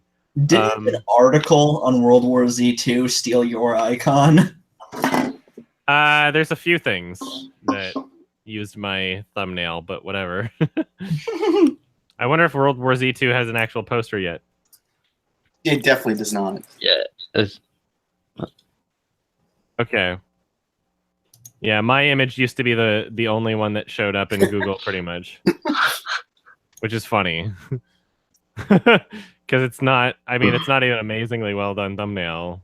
Hey, good advertising. Is it? It doesn't say YMS on it anywhere.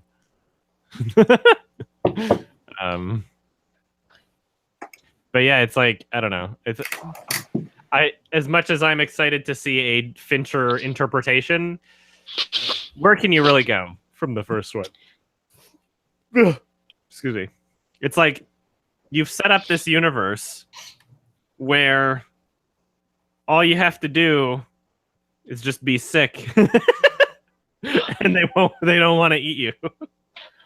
Also, are they gonna base it off the movie? No, the movie. The book that they made. Or those supposed to be? Well, I mean, the first one was already kind of nothing like the book. Yeah.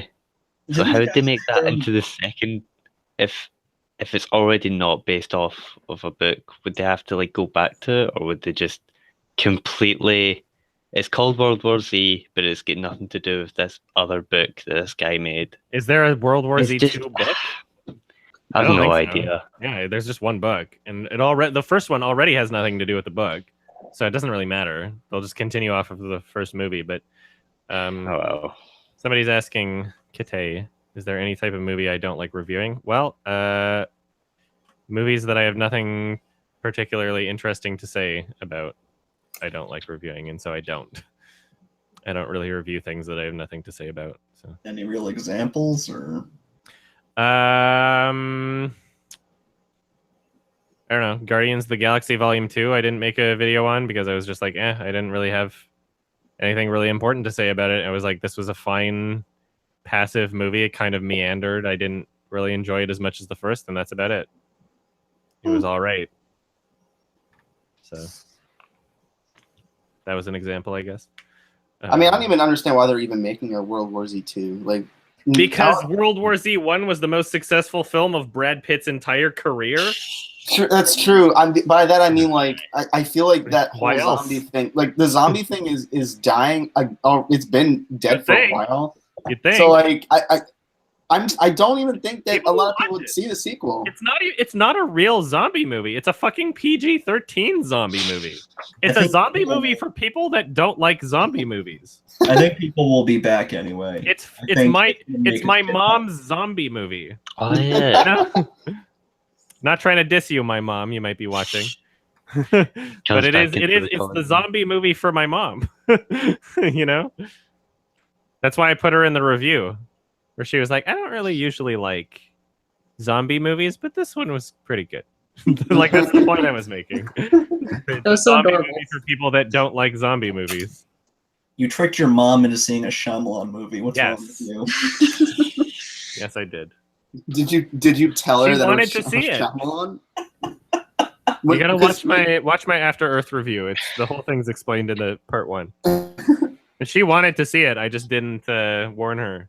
No, Dad. I was like, yes, I want to see it too, because I did, but for completely different reasons.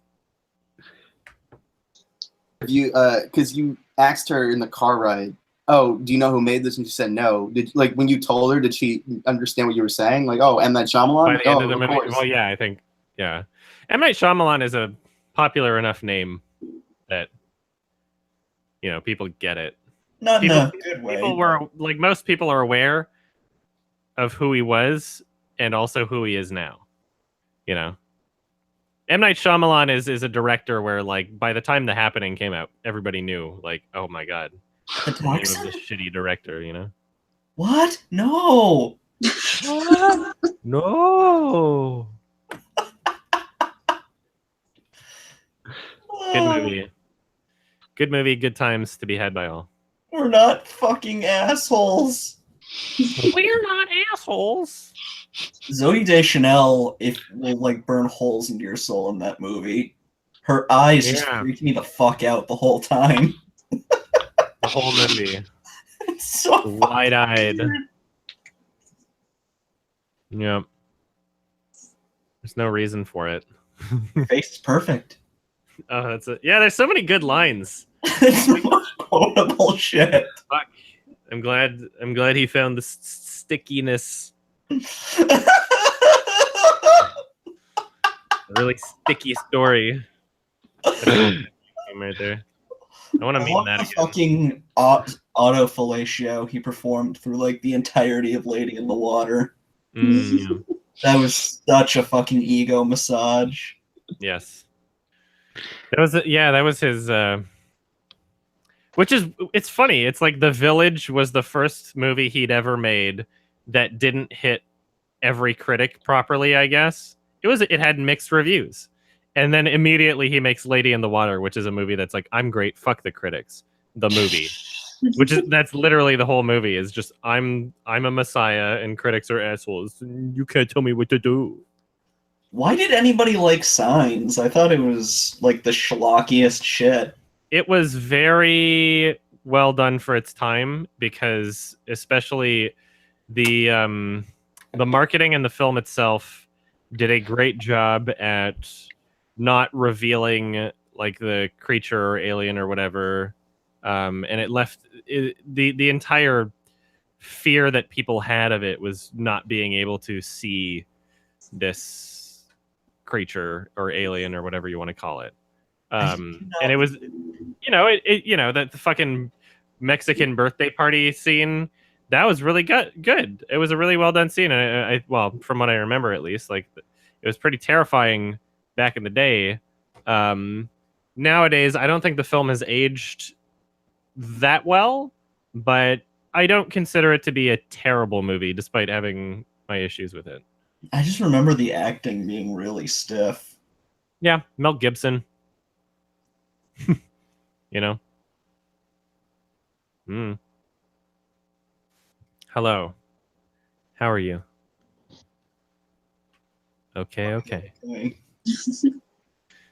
But yeah, I mean, I'm just I'm excited to see what M. Night comes up with next. I don't think that Glass will be great.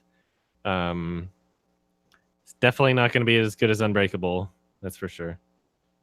Do you think it'll be even as good as Split? I don't. Yeah, I don't either. Like, I don't see how he's a good villain. He wrote Split back when he was still making good movies and he was still competent. And so he finally made the script today, and in terms of like every other element, he had a lot of help. Like the cinematographer from It Follows was on board. You know, he hired some good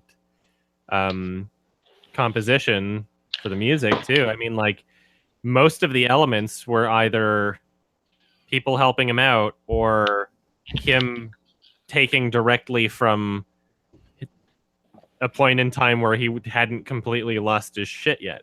So either his next movie is going to be like bad, or he's redeemed himself and it turns out that everything was the fault of his kids who are no longer children.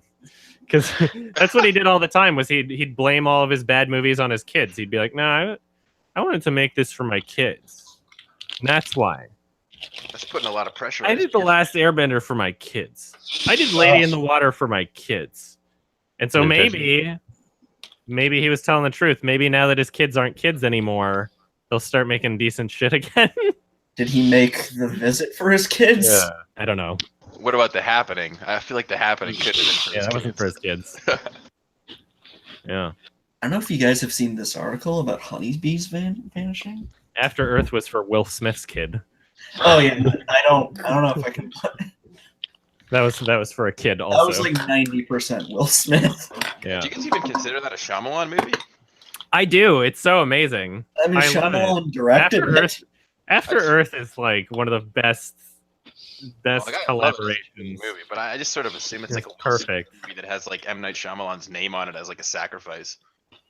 After Earth is probably my favorite M. Night movie. At least when you can find Shyamalan's name. It's so good. The entire thing is just so hilarious. That was also a review I made where like all of the interview footage was a gold mine. Fucking Will and Jaden Smith and M. Night. There's so much golden material to choose from. I don't know if I pity Jaden Smith or like. I'm well, I mean, like, we're all products of our environment. Yeah. But at the same time, man, if my dad was Will Smith, I would be getting a lot more and better shit done. You know? If I was literally just born into shit, being like, yeah, I'll fund your entire album music career and you can star in this movie and blah blah blah, and like, I don't know. If I feel like if I was the same person that I am now, which I probably wouldn't be if I was raised in that environment, I guess. But man, I'm just thinking about how much money is wasted on people like Jaden Smith. Just what I could be doing with that money. I don't remember the context, but I saw like an image. I think it was a screenshot from a Jaden Smith video or something, and he scratched out an Anthony Fantano video on the bottom. Oh yeah, that was so funny. Yeah, he hated it. It was just so petty and so hilarious because you could tell that it was still Fantano because you could see the flannel shirt. Yeah. Oh, that was so good. Yeah, he's a very deluded individual. No, Dad. You think you'd have more pride, you know? Like when your dad's that famous, you have such like big shoes to fill. It's like you either don't want to step into the shoes at all, or you want to be like a legit example for his kid, but instead you're like huge embarrassment. I mean, Neo Yokio had to be his idea, right? No, it's the Ezra Koenig. It's like the dude from Vampire Weekend who made that shit. Oh, interesting. It just kind of seems weird. I can't imagine anyone making a project and being like, we need to get Jaden Smith as the hero. I don't know. It's depends who you're marketing to, I guess. Because Jaden Smith does have a fan base of young children, I guess, that really like him. So, especially from his music career that's taken off. Whereas, yeah, people like his music. Most people legitimately like his music. Batman. I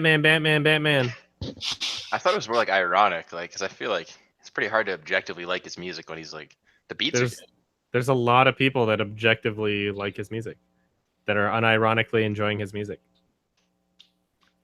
There's a lot of ratio on his videos was like insane. Maybe I'm misremembering. He has so much fucking production polish behind it that it's one of those things where it's like, of course, like you can turn anyone into a star.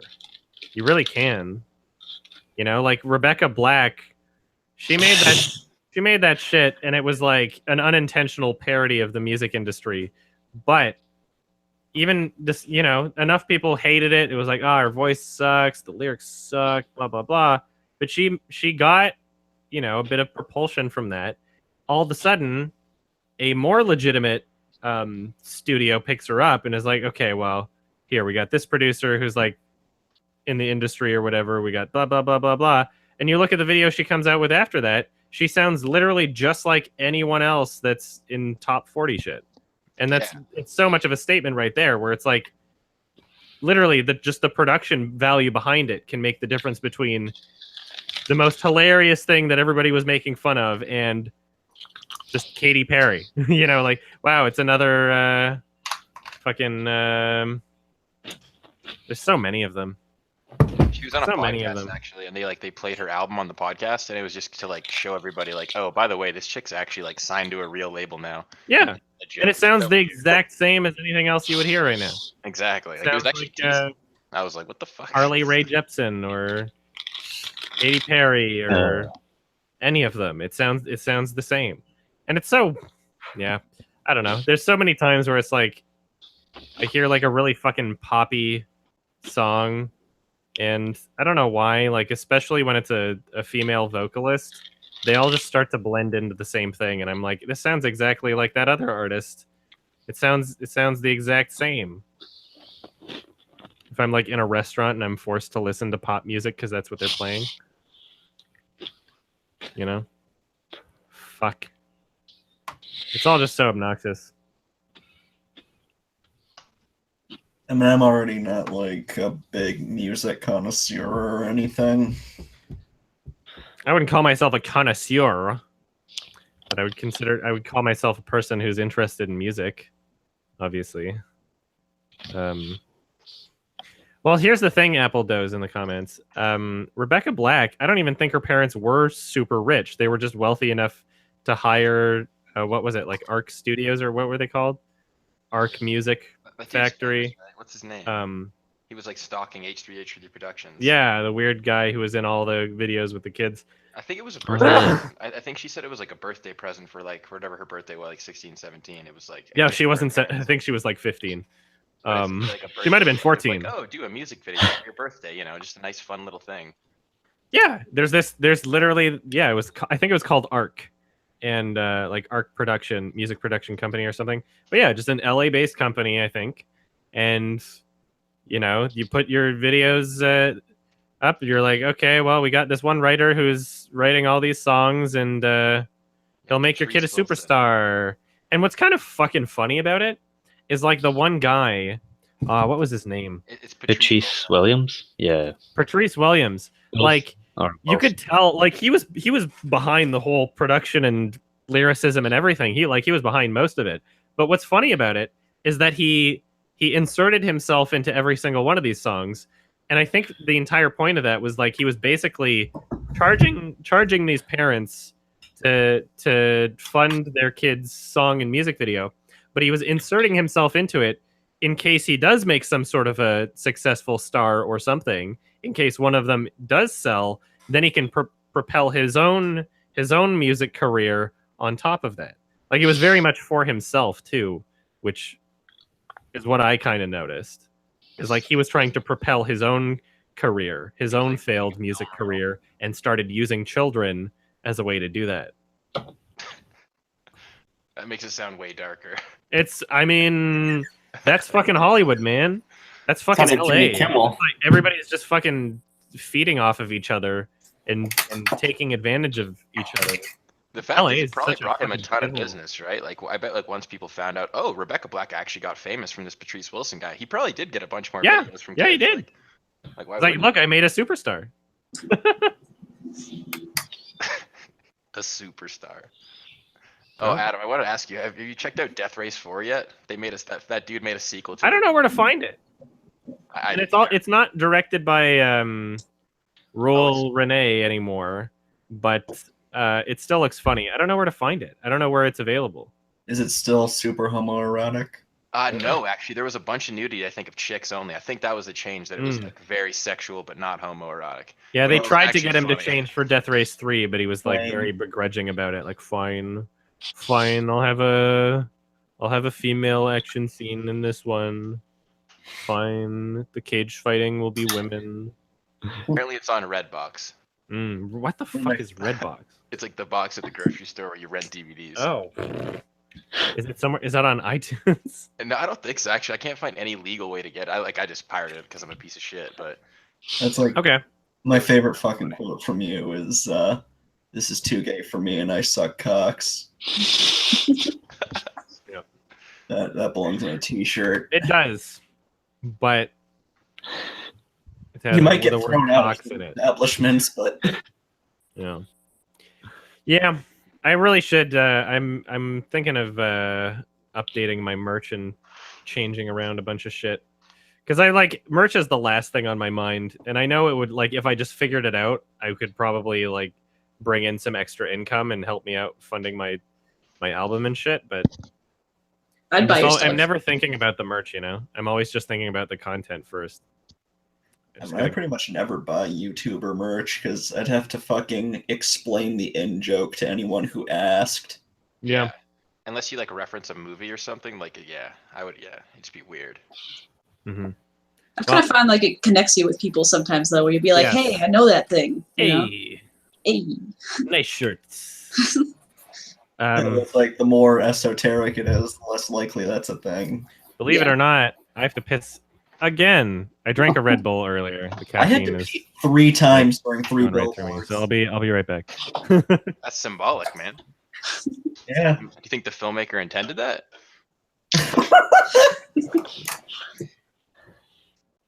Yeah, I wasn't happy because I was fucking loving the movie. It's weird that you hear a lot of negative shit about that movie. I don't know.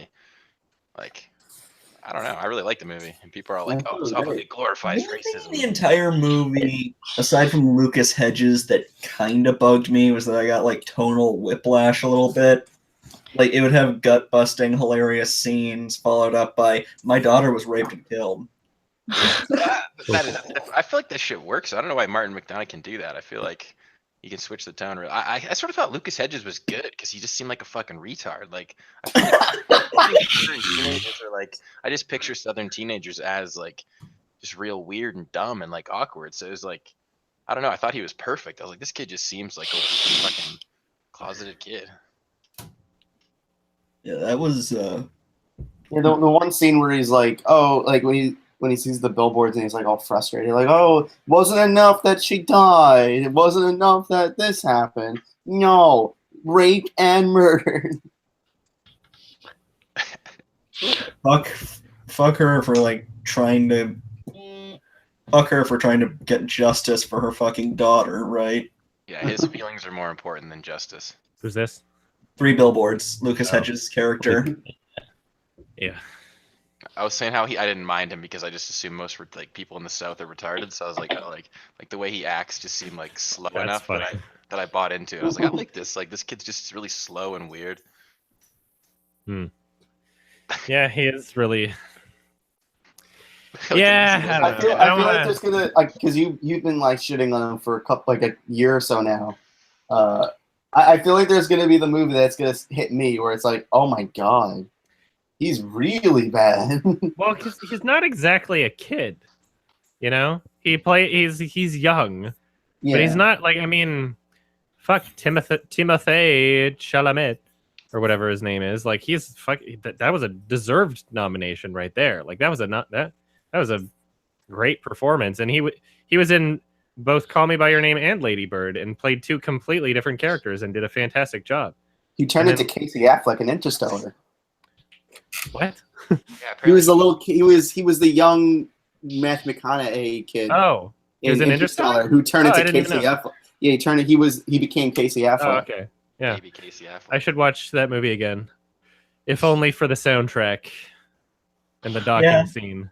You're gonna get plenty of the soundtrack from what I've heard. Yeah, I've seen it already, but there was the one thing I always hear about that movie is how bad the sound mixing is.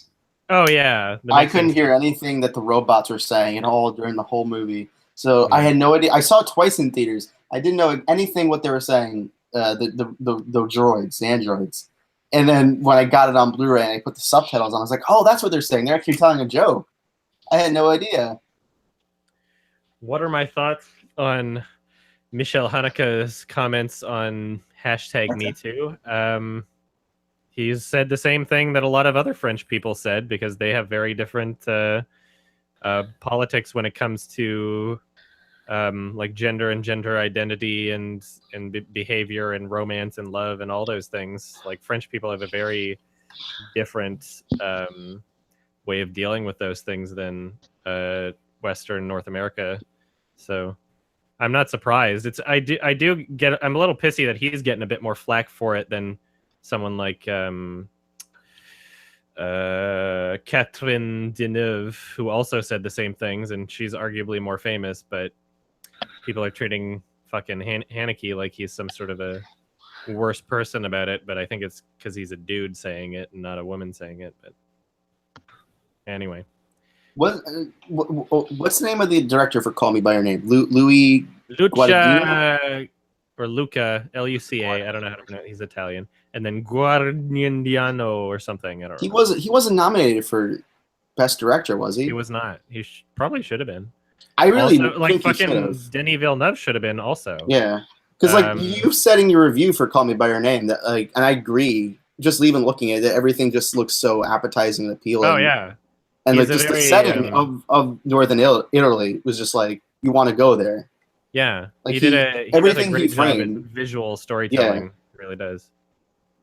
He's his movies look beautiful to watch. He's a very awesome director. It was genuinely surprised that they didn't even nominate him either, because that seems like the kind of like movie that they would give a nomination to. Yeah, well, they didn't nominate him. They didn't nominate Villeneuve. And instead they nominated Greta Gerwig and Jordan Peele and who else was in there? I would have probably replaced those two with the other two. Guillermo. PTA got a nom. I would say that Lucha and Denis would actually deserve it more than PTA. Because I mean, the directing was great, obviously in Phantom Thread, but it wasn't. I mean, it wasn't as like impressive as the directing in Call Me by Your Name or especially Blade Runner. Yeah, and then Christopher Nolan got a nomination, which is like fine, I guess, because it was well directed. But I mean, and there was a lot of to have to coordinate in that film, especially. So I'm glad Guillermo got it. It's really nice to see that. So. Yeah, out of everyone, I think that was nominated, I would have given it to Guillermo. But yeah. So the Mexican won it 2 years in a row. Wait, did I was thinking about this for a second. The Revenant came out in 2015. What was the best director win for 2016? So last year? Yeah. I guess that's what you oh shit. Damien Chazelle. Was it Chazelle? Why is there more than one? It was Chazelle. Oh yeah, it was Chazelle. Yeah, it was. Revenant won 2016. Damien Chazelle won. I cannot change your mind as to whether or not to enjoy a song. That's the wrong kind of question. Sorry. Why are there 3 Guillermo del Toro movies where Doug Jones plays a fish man? Because he has a fetish. He played the Bye-Bye Man. Nice. Yeah, he did play the Bye-Bye Man. Yeah. It's funny how there's certain professions in the entertainment industry that are just locked down by like a couple people. Like Doug Jones has all of the physical performance roles, and like Andy Serkis has all the mocap roles, and like Nolan North has all of the video game voice acting roles. Like Tara Swanson has all the female TV show voice acting roles. I think the person I've seen more than anyone else in fucking video games is Yuri Lowenthal. I don't even know who that is. What's something he played? Because he's in like everything. I would say Troy Baker, because I've heard Troy Baker, yeah, for sure. Yeah, Troy Baker and Nolan North. Yeah. Aye.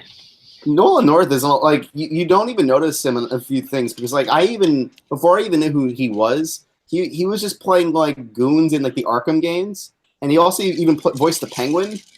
He did like a Cockney accent for the Penguin. He's just like in a bunch of different shit. Like you wouldn't even know it was him. He was just like, oh, that's Nolan North. He just found his way up and like as an extra in a Batman game. He did not write 10 Cloverfield Lane. He changed 10 Cloverfield Lane under the instruction of J.J. Abrams. Oh, that's So 10 Cloverfield Lane was written by the director of 10 Cloverfield Lane, and then the script got raped by J.J. Abrams, and Damien Chazelle helped him rape it. Ooh. So that's what happened. That's another movie I got to see recently. It was 10 Cloverfield Lane. I fucking loved it. Until last Despite time. the ending. Yeah. Yeah, the ending sucked. But you know, you can You can always just shut it off before. Yeah, it really doesn't matter if you shut it You off. definitely could like you could cut it off like before she sees any of the monsters or whatever. Yeah. Mm-hmm. That was a spoiler, but It's a movie that you should watch before the original Cloverfield so that you don't know what's happening at all. Because you're going to get an idea. If you watch Cloverfield first, you're going to get an idea of like. it shouldn't even be called. Unfortunately, yeah, it shouldn't the even problem be is called it. it's not a Cloverfield movie, and it never should have been.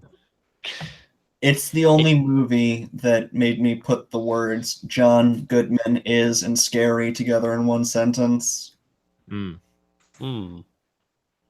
John, yeah, I mean, John, he was like the highlight of the film, really. Oh yeah, he was fucking He was great. awesome. Just his like breathing like was just unsettling. Well, yeah, because if fucking fat guy He actually in a bunker going. He actually reminds me of somebody I know in real life. Heavy in, like, every So movie. does same here. He breathes fucking heavy in the fucking Llewyn Davis movie. I guess he also had like a cane in that one too, and he did a bunch of heroin. He breathes But heavy in Roseanne, man. He's just I think he's just a big guy. exactly. Oh, you. I mean, he just reminded me of someone I know in real life that I'm always uncomfortable around. Yeah.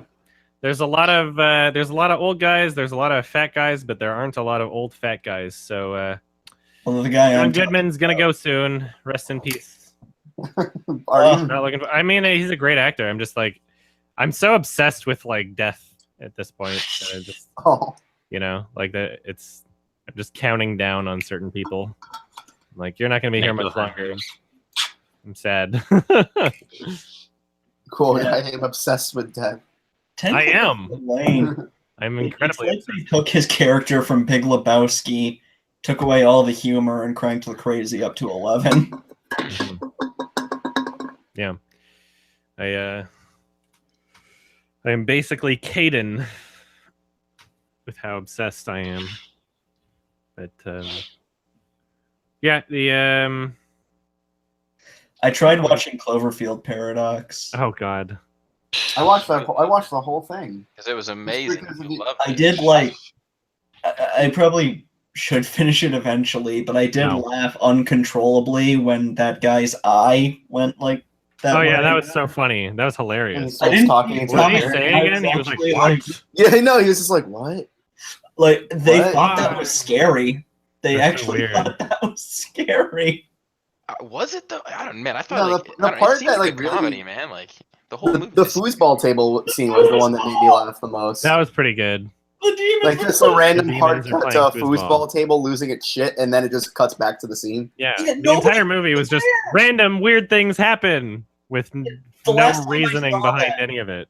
The last time I've seen that where like something goes apeshit when there aren't even people around was that shitty Shining miniseries. Oh yeah, what happened in that? Well, I don't know if I've seen it. It's a really bad miniseries that, know that much. Stephen King directed because he didn't like the Stanley Kubrick version of The Shining. Oh yeah, it's hilarious. And it's That really wasn't like fucking my boring. book. It's really fucking boring. There's Yeah. a great nostalgia. It looks boring. on it. It looks terrible. Yeah, I mean it's a '90s TV series, miniseries movie that has like bushes come to life.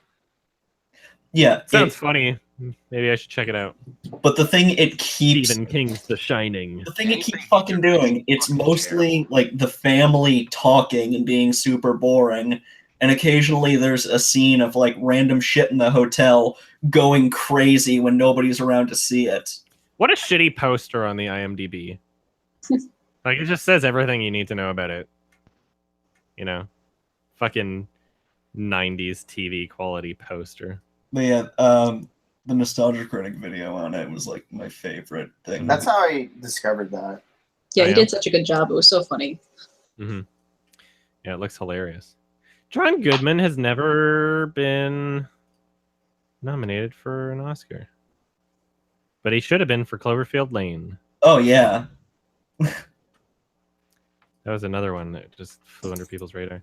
I can't believe fucking Good Time didn't get any noms at all. And there's so many that it deserved. You're right when you. I don't think they've seen it. You're right when they probably don't even know it's a real movie. They haven't seen it, I guess.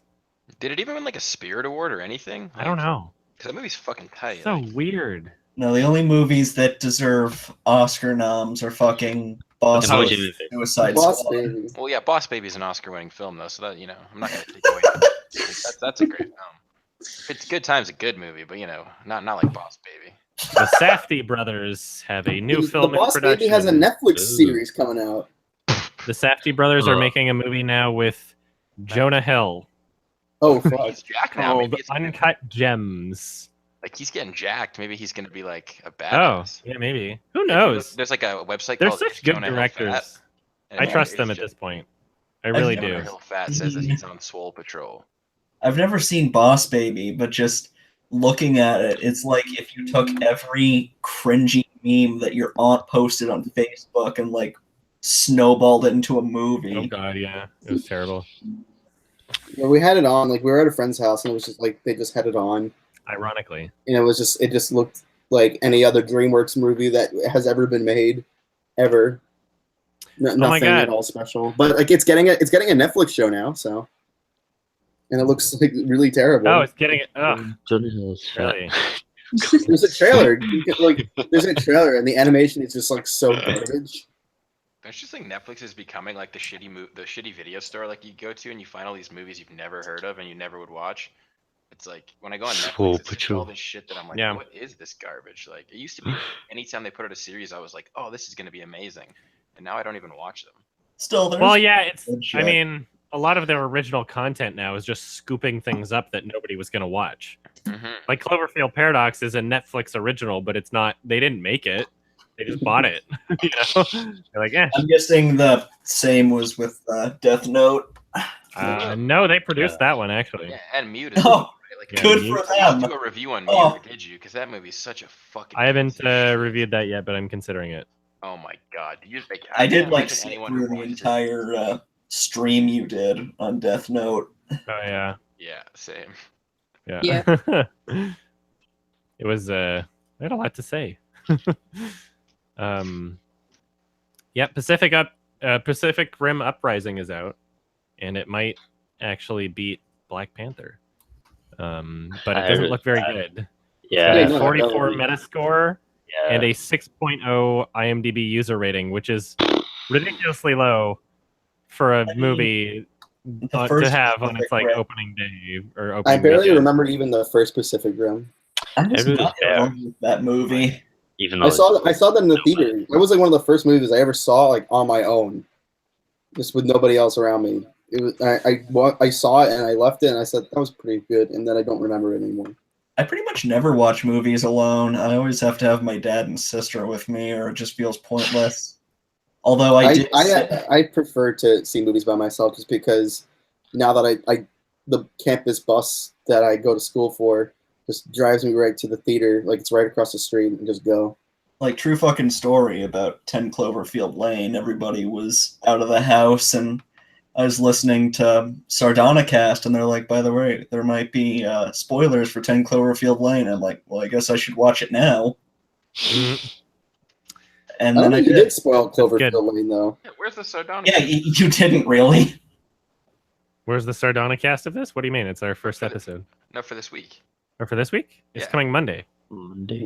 It's the podcast happens every 2 weeks. I haven't seen I don't know why I thought it was every week. I haven't seen the feature film yet that was recommended yet. So the fact that you, Alex, and Ralph have a podcast is like the best thing ever. Yeah. The thing I love about it is just like the idea of you all recommending films. I just think it's a great idea. To get the audience involved and just like, oh, here's a movie, you know. Also, I've always kind of wanted to do like a movie club kind of podcast where you like force people to watch movies if they want to be a part of the discussion, sort of thing. And it's great. Like I would have never have like found Houseu or like This Is England. This Is England like was fucking amazing. It'll also bump up like the sales for those movies at least a little bit. Hopefully. Yeah. It's funny you're picking. Not for This Is England for Americans because it's impossible to get it. Not. I like literally added Wild at Heart to my watch list and then listened to your podcast and was like, oh shit, and that's the movie they're gonna do. That's like serendipitous. Yeah, you know, it's there's a lot of films that have been on my watch list for forever, like This Is England. And sometimes it just takes like a little bit of extra motivation to go through with it, because otherwise it's like there's like 1,000 movies in my watch list. You know, there's some that it's like I might never get to unless there's like a little bit of a push. You know, so sometimes you kind of need that. You're not going to be able to get through all of them before you die. No, I'm not. It's not possible. So you got to be selective. The Patreon, it says the podcast goes, or sorry, the Hangout goes for 2 to 3 hours. Usually I'm generous and we go over 3 hours, but today I do want to stick within the 2 to 3 hour mark. So I will be shutting down this Patreon Hangout in the next like 10 minutes. Just as a warning.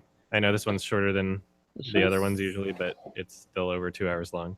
I gotta clean the house and get some shit done. I got some people coming over for some stuff. Yeah. That's too bad. There's always next month anyway. Hello. Hi, welcome. Hi. How are you? I'm okay. Just now got word of this, so I saw it in my emails, but I was asleep then, so it's no. like, great. we're gonna keep it going for another like 10, 15 minutes fine. anyway. So That's cool. This happens like every month. So just check the main page for the date at any point. We were talking about quite a few. Cloverfield Paradox. The boss. Is that movie any good? I've been kind of wanting to see it. No. No? Not Okay. not at all. I won't bother then. We talk about it at length on the Sardonicast podcast. Okay. I don't know if it's one of those things where it's like, is it really worth it, or It's not. It's really not worth it. Me and Alex and Ralph talk about it for quite a long time. That was actually really convenient that it showed up, because we had the podcast episode planned for like a week or whatever, but then the movie came out like 3 or 4 days before we started recording the podcast, and it was just like, okay, well, we all saw it, so you know, it was a nice thing to have on episode 1, since there was no movie recommendation spot to fill yet. Yeah. All right. I know one movie I'm definitely wanting to see is Ready Player One. That one looks amazing. I'm reading the book right now in preparation for it, but I can't get out right now anyway because my ankle's broken. But whenever I heal up, I'm definitely going to be going out to see it. Mm-hmm. I have my tickets already. I'm not expecting it to be amazing, but I'm expecting it to be at least mediocrity. Entertaining. I'm expecting it, even if the entire thing is just references to other popular things, then it's like, okay, fine. I know what Master Chief is. Yeah, it's kind of funny. Like all those reference movies and whatever are kind of funny because it's like, oh, hey, I got that reference. Like it's one of those things where it's actually kind of interesting to watch, trying to see how many references you actually understand. Well, that's like a Friedberg and Seltzer movie or whatever their names are. Let's see. What are their names? The people that made the 2 guys that were responsible for all those really shitty movies that Epic Movie and Date Movie and oh god, Jason Friedberg and Aaron Seltzer. I am. They just kept they're not a thing anymore. I feel ashamed at myself that as a kid I really liked those movies. There are 5 scary movies. What? I just looked up what they're working on right now, and the title made me cringe so hard. Oh no! This is What is it's it? clearly a Star Wars parody film now. It's called no. Star World's episode XXXIVE equals MC2 colon Oh, The Force God. Awakens, The Last Jedi Who Went Rogue. Oh my god. I literally just opened up their IMDb and like immediate cringe. Oh, hey, did you guys hear that apparently Tommy Wiseau actually wants to do a Star Wars movie now? He wants to let be the him do Joker. it. He He wants also to do wants to it. be the. It He can't wants be to. worse than these guys. I mean, He also wants it to be the can't be any Joker. worse. I just want to see like a Star Wars movie where everyone is played by Tommy Wiseau. Man, I would love to see that. I was kind of joking around. I was like, "Oh, hi, Mark Hamill," kind of thing, and it was like, I don't know why. This is just the funniest shit to me for some reason. Can you? I'm just trying to imagine like how absolutely talentless these two people are. That every single film they've ever made is literally just derivative reference humor, and that's it. Like, haha, we're making a reference to these other things that exist, and because they're more successful than anything we've ever made. I think they single-handedly killed like satire, like parody. Oh movies. yeah, they really did because they oversaturated it. It was like date movie, epic movie, Meet the Spartans, you know, and like at that point already there had been 4 scary movie films, which the first 2 were fine, and then they just kept going downhill. Honestly, yeah, the higher the like one number, every the year. worse it is. Like, once you get to, like, Transformers 5, for example. Of course, Transformers 4 was pretty bad from what I heard. Like, once you get up to, like, a certain level, the higher the number, the worse it's going to be, pretty much. Unless we're talking about the Saw films. 6 pretty Jigsaw. What a masterpiece. Yeah. Well, that one was just bad. That one was. It was nothing. It was like you couldn't. It was the most the most generic. Movie I wish you they can just make. brought him back and kept the series going. I wish he was actually alive and not that bullshit they pulled. I never got into Saw movies, but I was never into, like, gore porn either. That was one of those things I just never really got into personally. My sister had to pretend that she liked Jigsaw because she doesn't want to hurt her boyfriend's feelings. Aww. Oh no! I hope she never watches this stream. Yeah, I forgot that they made this Hunger Games parody thing too. The Starving Games. Oh god, the Starving Games. I remember that movie. It's funny because this one doesn't seem like it was very successful. I want to actually look up their I saw box it on office. Netflix. I saw it on Netflix, and it was weird. Like, I don't even know how to even describe it. It was just... Apparently, I don't know. tried watching Vampires Suck because there's a 1 out of 10 rating on my IMDb for it. I don't even remember doing that. That was those. It must not be a memorable movie then. Yeah. Embarrassingly so, those movies were.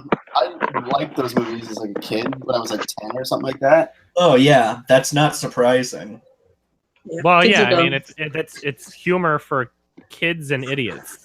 I can only name 4 movies that were so bad I even hated them as a kid. Hunchback of Notre Dame 2, Home Alone 4, Oh god. movie, and Kangaroo Jack. Oh my god.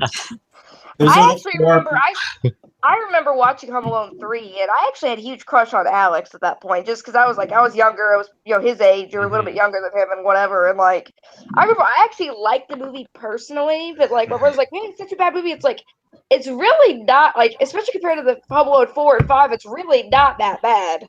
It's actually okay. I haven't seen any of those films in a very long time, so I couldn't. I mean, it was not terrible. I mean, it wasn't great, but I don't really think it was as bad as, like, he's, like, painting it to be and whatever. Of course, I kind of have a weird taste, so who knows. So we got. I'm just looking at their the box office information for these films. Disaster movie. It made 34 million worldwide, but it cost 20 million. I think Disaster Movie was the moment where they kind of like slowed it down. That was the one where they started being like, this isn't as profitable anymore. Vampires Suck made 80 million worldwide with a production budget of 20 million. So that was successful. Meet the Spartans, 84 million worldwide, production budget we don't see it, but let's just assume it's also 20 million. How do these fuck? They waste so much money on this shit. How do you spend that much?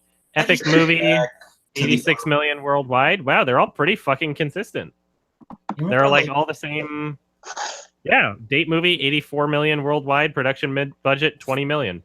They're all this like the exact same stats on every single movie. They just keep the same shit over and over, and the same people keep buying the tickets. I just think back to the days of Young Frankenstein, Spaceballs, Battles, all of those. Oh yeah. Mel Brooks. You're never gonna see anything that good ever again. Just there's some good parodies. That's why Black Dynamite's so awesome. It's because it's like a modern parody film that's still awesome. Like it's still really good. All the best parodies on fucking YouTube now. Yeah, I don't know if like what though. I don't know. The place the genre thrives. There's good parodies somewhere. Yeah. Just I like Kung Pao. Even though it's also kind of bad. Kung Pao is like half guilty pleasure for me because like it's if somebody says it's a terrible movie, you can't really argue with them because you kind of just have to you have to like the humor in order to think it's fun, you know. It's not 14% in Metacritic. Oh yeah, there's a lot of people that hate it. Yeah. I can understand why.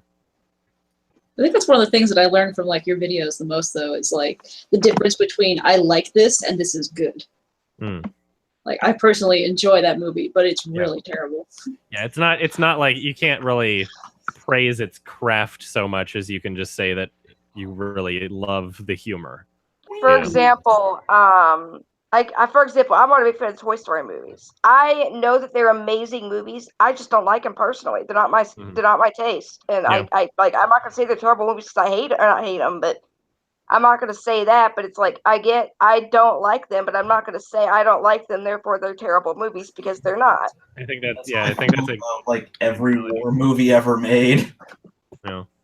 I don't even like Dunkirk or Full Metal Jacket. I don't know what it is. I just can't bring myself to enjoy war movies. Interesting, because Full Metal Jacket is kind of an anti-war movie. Well, it's still a movie like about war. I guess so, yeah. I mean, I liked the beginning of Full Metal Jacket with like Vincent D'Onofrio and yeah, I think that's my favorite part of the movie is the first like third or first half or whatever. And then the rest of it's good too, but it's not nearly as. It is like a competently made movie, and so is Dunkirk. But there's something about military movies that just cannot keep my fucking attention.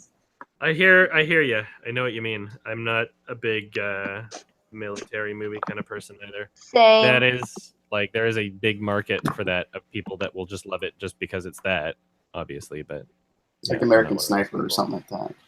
Oh boy. The only thing about American Sniper I know is the baby. Yeah. Yeah. That clip was on YouTube in like perfect quality, not even like a cam rep or anything, while it was in theaters. And that clip existed on YouTube for like over a week. And it got like 5 million views or some shit or of the fake baby before they caught on and like removed it somehow. They didn't notice it was even there. Like it's so funny. Why didn't they just get a real baby? Does Clint Eastwood know one person that has a baby? Apparently, like the real baby couldn't do it. Like the mother canceled that day, but you could easily have a backup. And instead, he was like, "No, it's fine. Let's just use a doll." I was like, I don't know. That's not a real baby. Yeah, and then I think after the theatrical release, they added some like CG on the hand to make its fingers. They should put fucking Cabbage Patch Kids in the fucking IMDb cast list. Fuck you.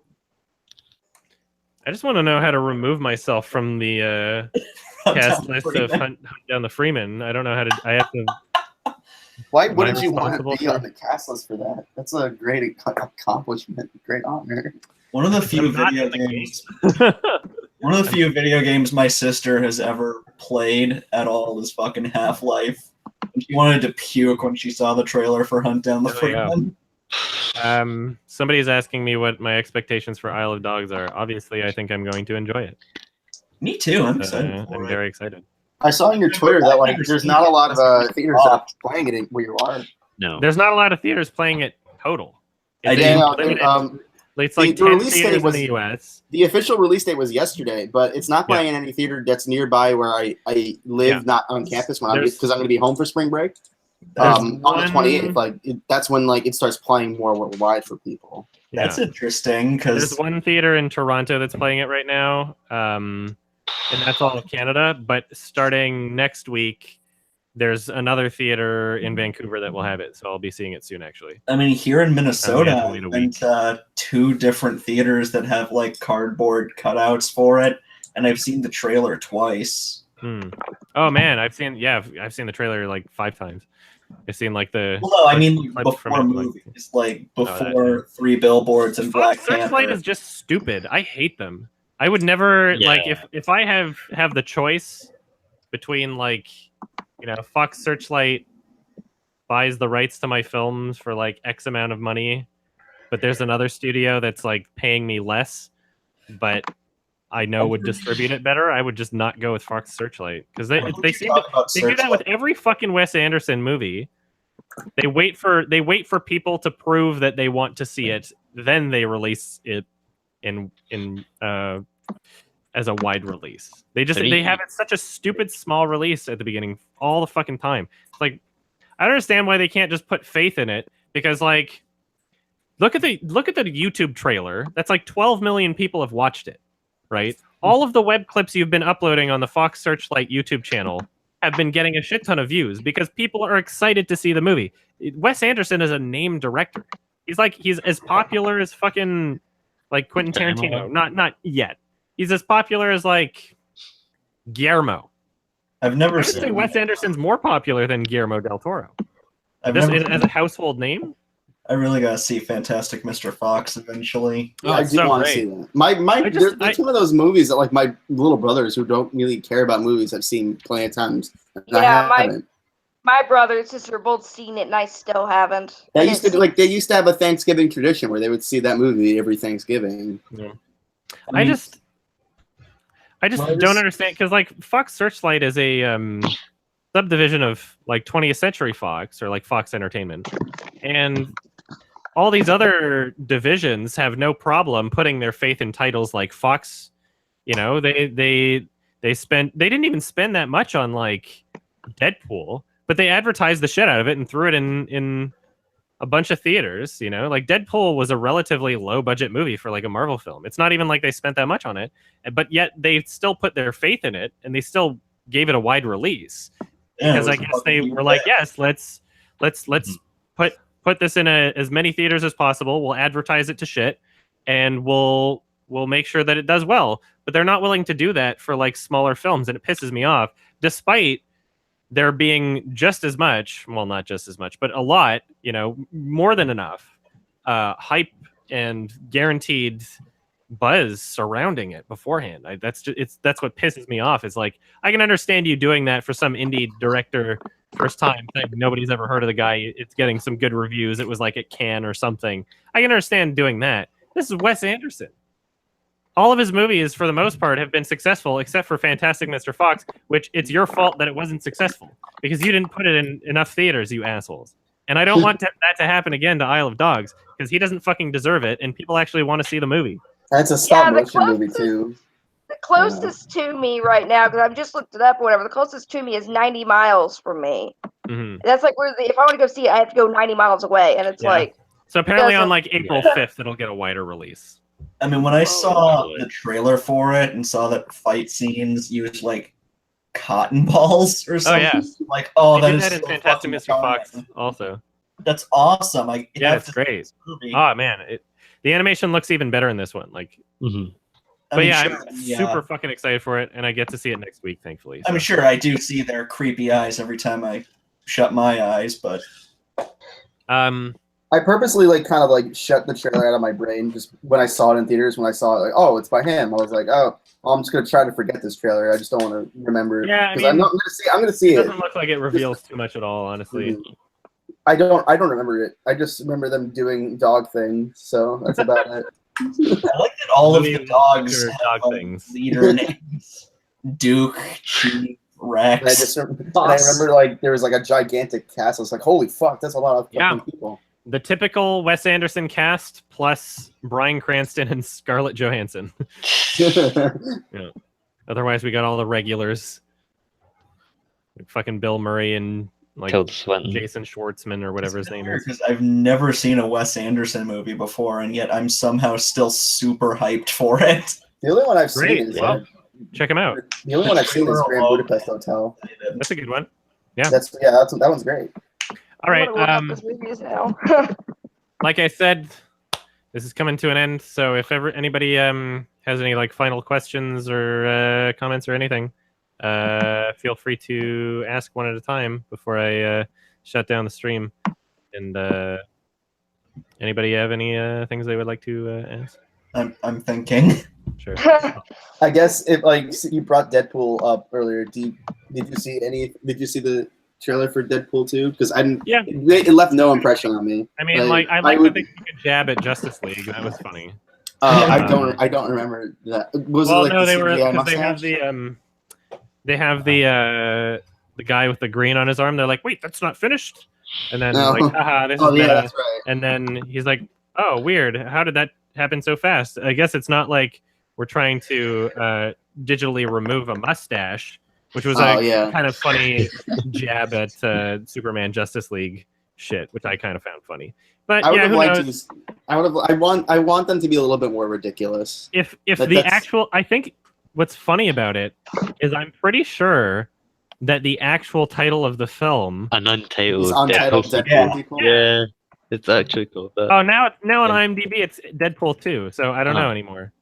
No. I wonder if that was changed by accident or who knows? Because that would be hilarious if it was just called Untitled Deadpool sequel. That's same thing. That's what the Lego Movie sequel is being called, is the untitled Lego Movie sequel. Sure? Or no, it's called the Lego Movie sequel. Yeah, that's fine though. That's not that bad. Yeah, this is okay. Well, it's just called Deadpool 2 on IMDb, so who knows what's gonna happen, I guess. But either way, I'm like, I guess I'll watch it. I didn't find the first one to be very funny.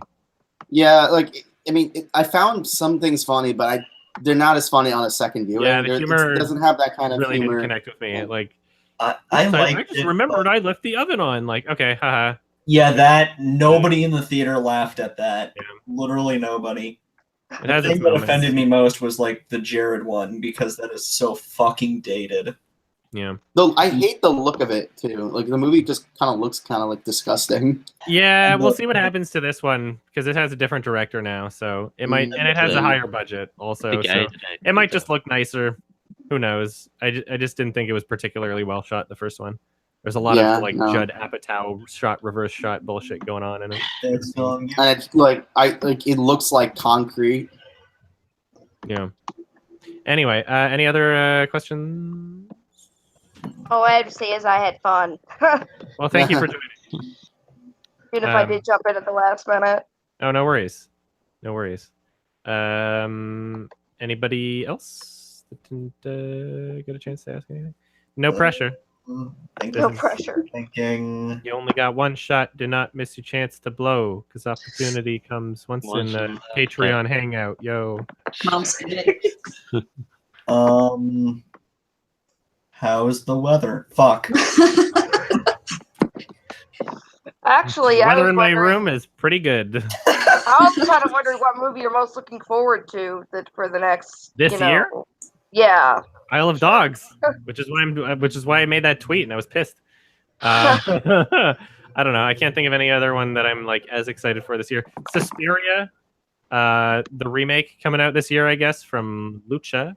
So Call Me by Your Name director. I'm pretty excited for that. There's a lot of cool shit coming out this year. I'm not sure I have everything off the top of my head though. There's enough name directors that I keep up with at this point that like every single year there's like, oh wow, this handful of movies by directors that I like. So I've always got shit to look forward to. But right now, Isle of Dogs is probably the biggest one. So very much looking forward to that. Too, so. All right. Thank you everybody for joining. Thanks for having us. Yeah, thank you. It was fun. Kilo Man Sand, your question will be answered in the next episode of Sardonicast because we do mention that. And that'll be out on Monday. Question? They're asking if there would be a guest on Sardonicast. Oh, Oh yeah, Windows by Steve McQueen is coming out. That'll be fucking dope. Can't wait. All right. Yeah, thank you so much for joining. Thank you, everybody. I'm gonna get some shit done, and I'm also gonna publish the Oscars video in the next like 10 minutes. So I'm looking forward to that. The Adam and I'll probably be watching that right away then. Yeah, I'll publish that as soon as I can. Thank you all for joining. Thank you for your patronage. I love you guys. Peace out. I will see you next month. Thank you. Bye. Bye. Bye. Bye.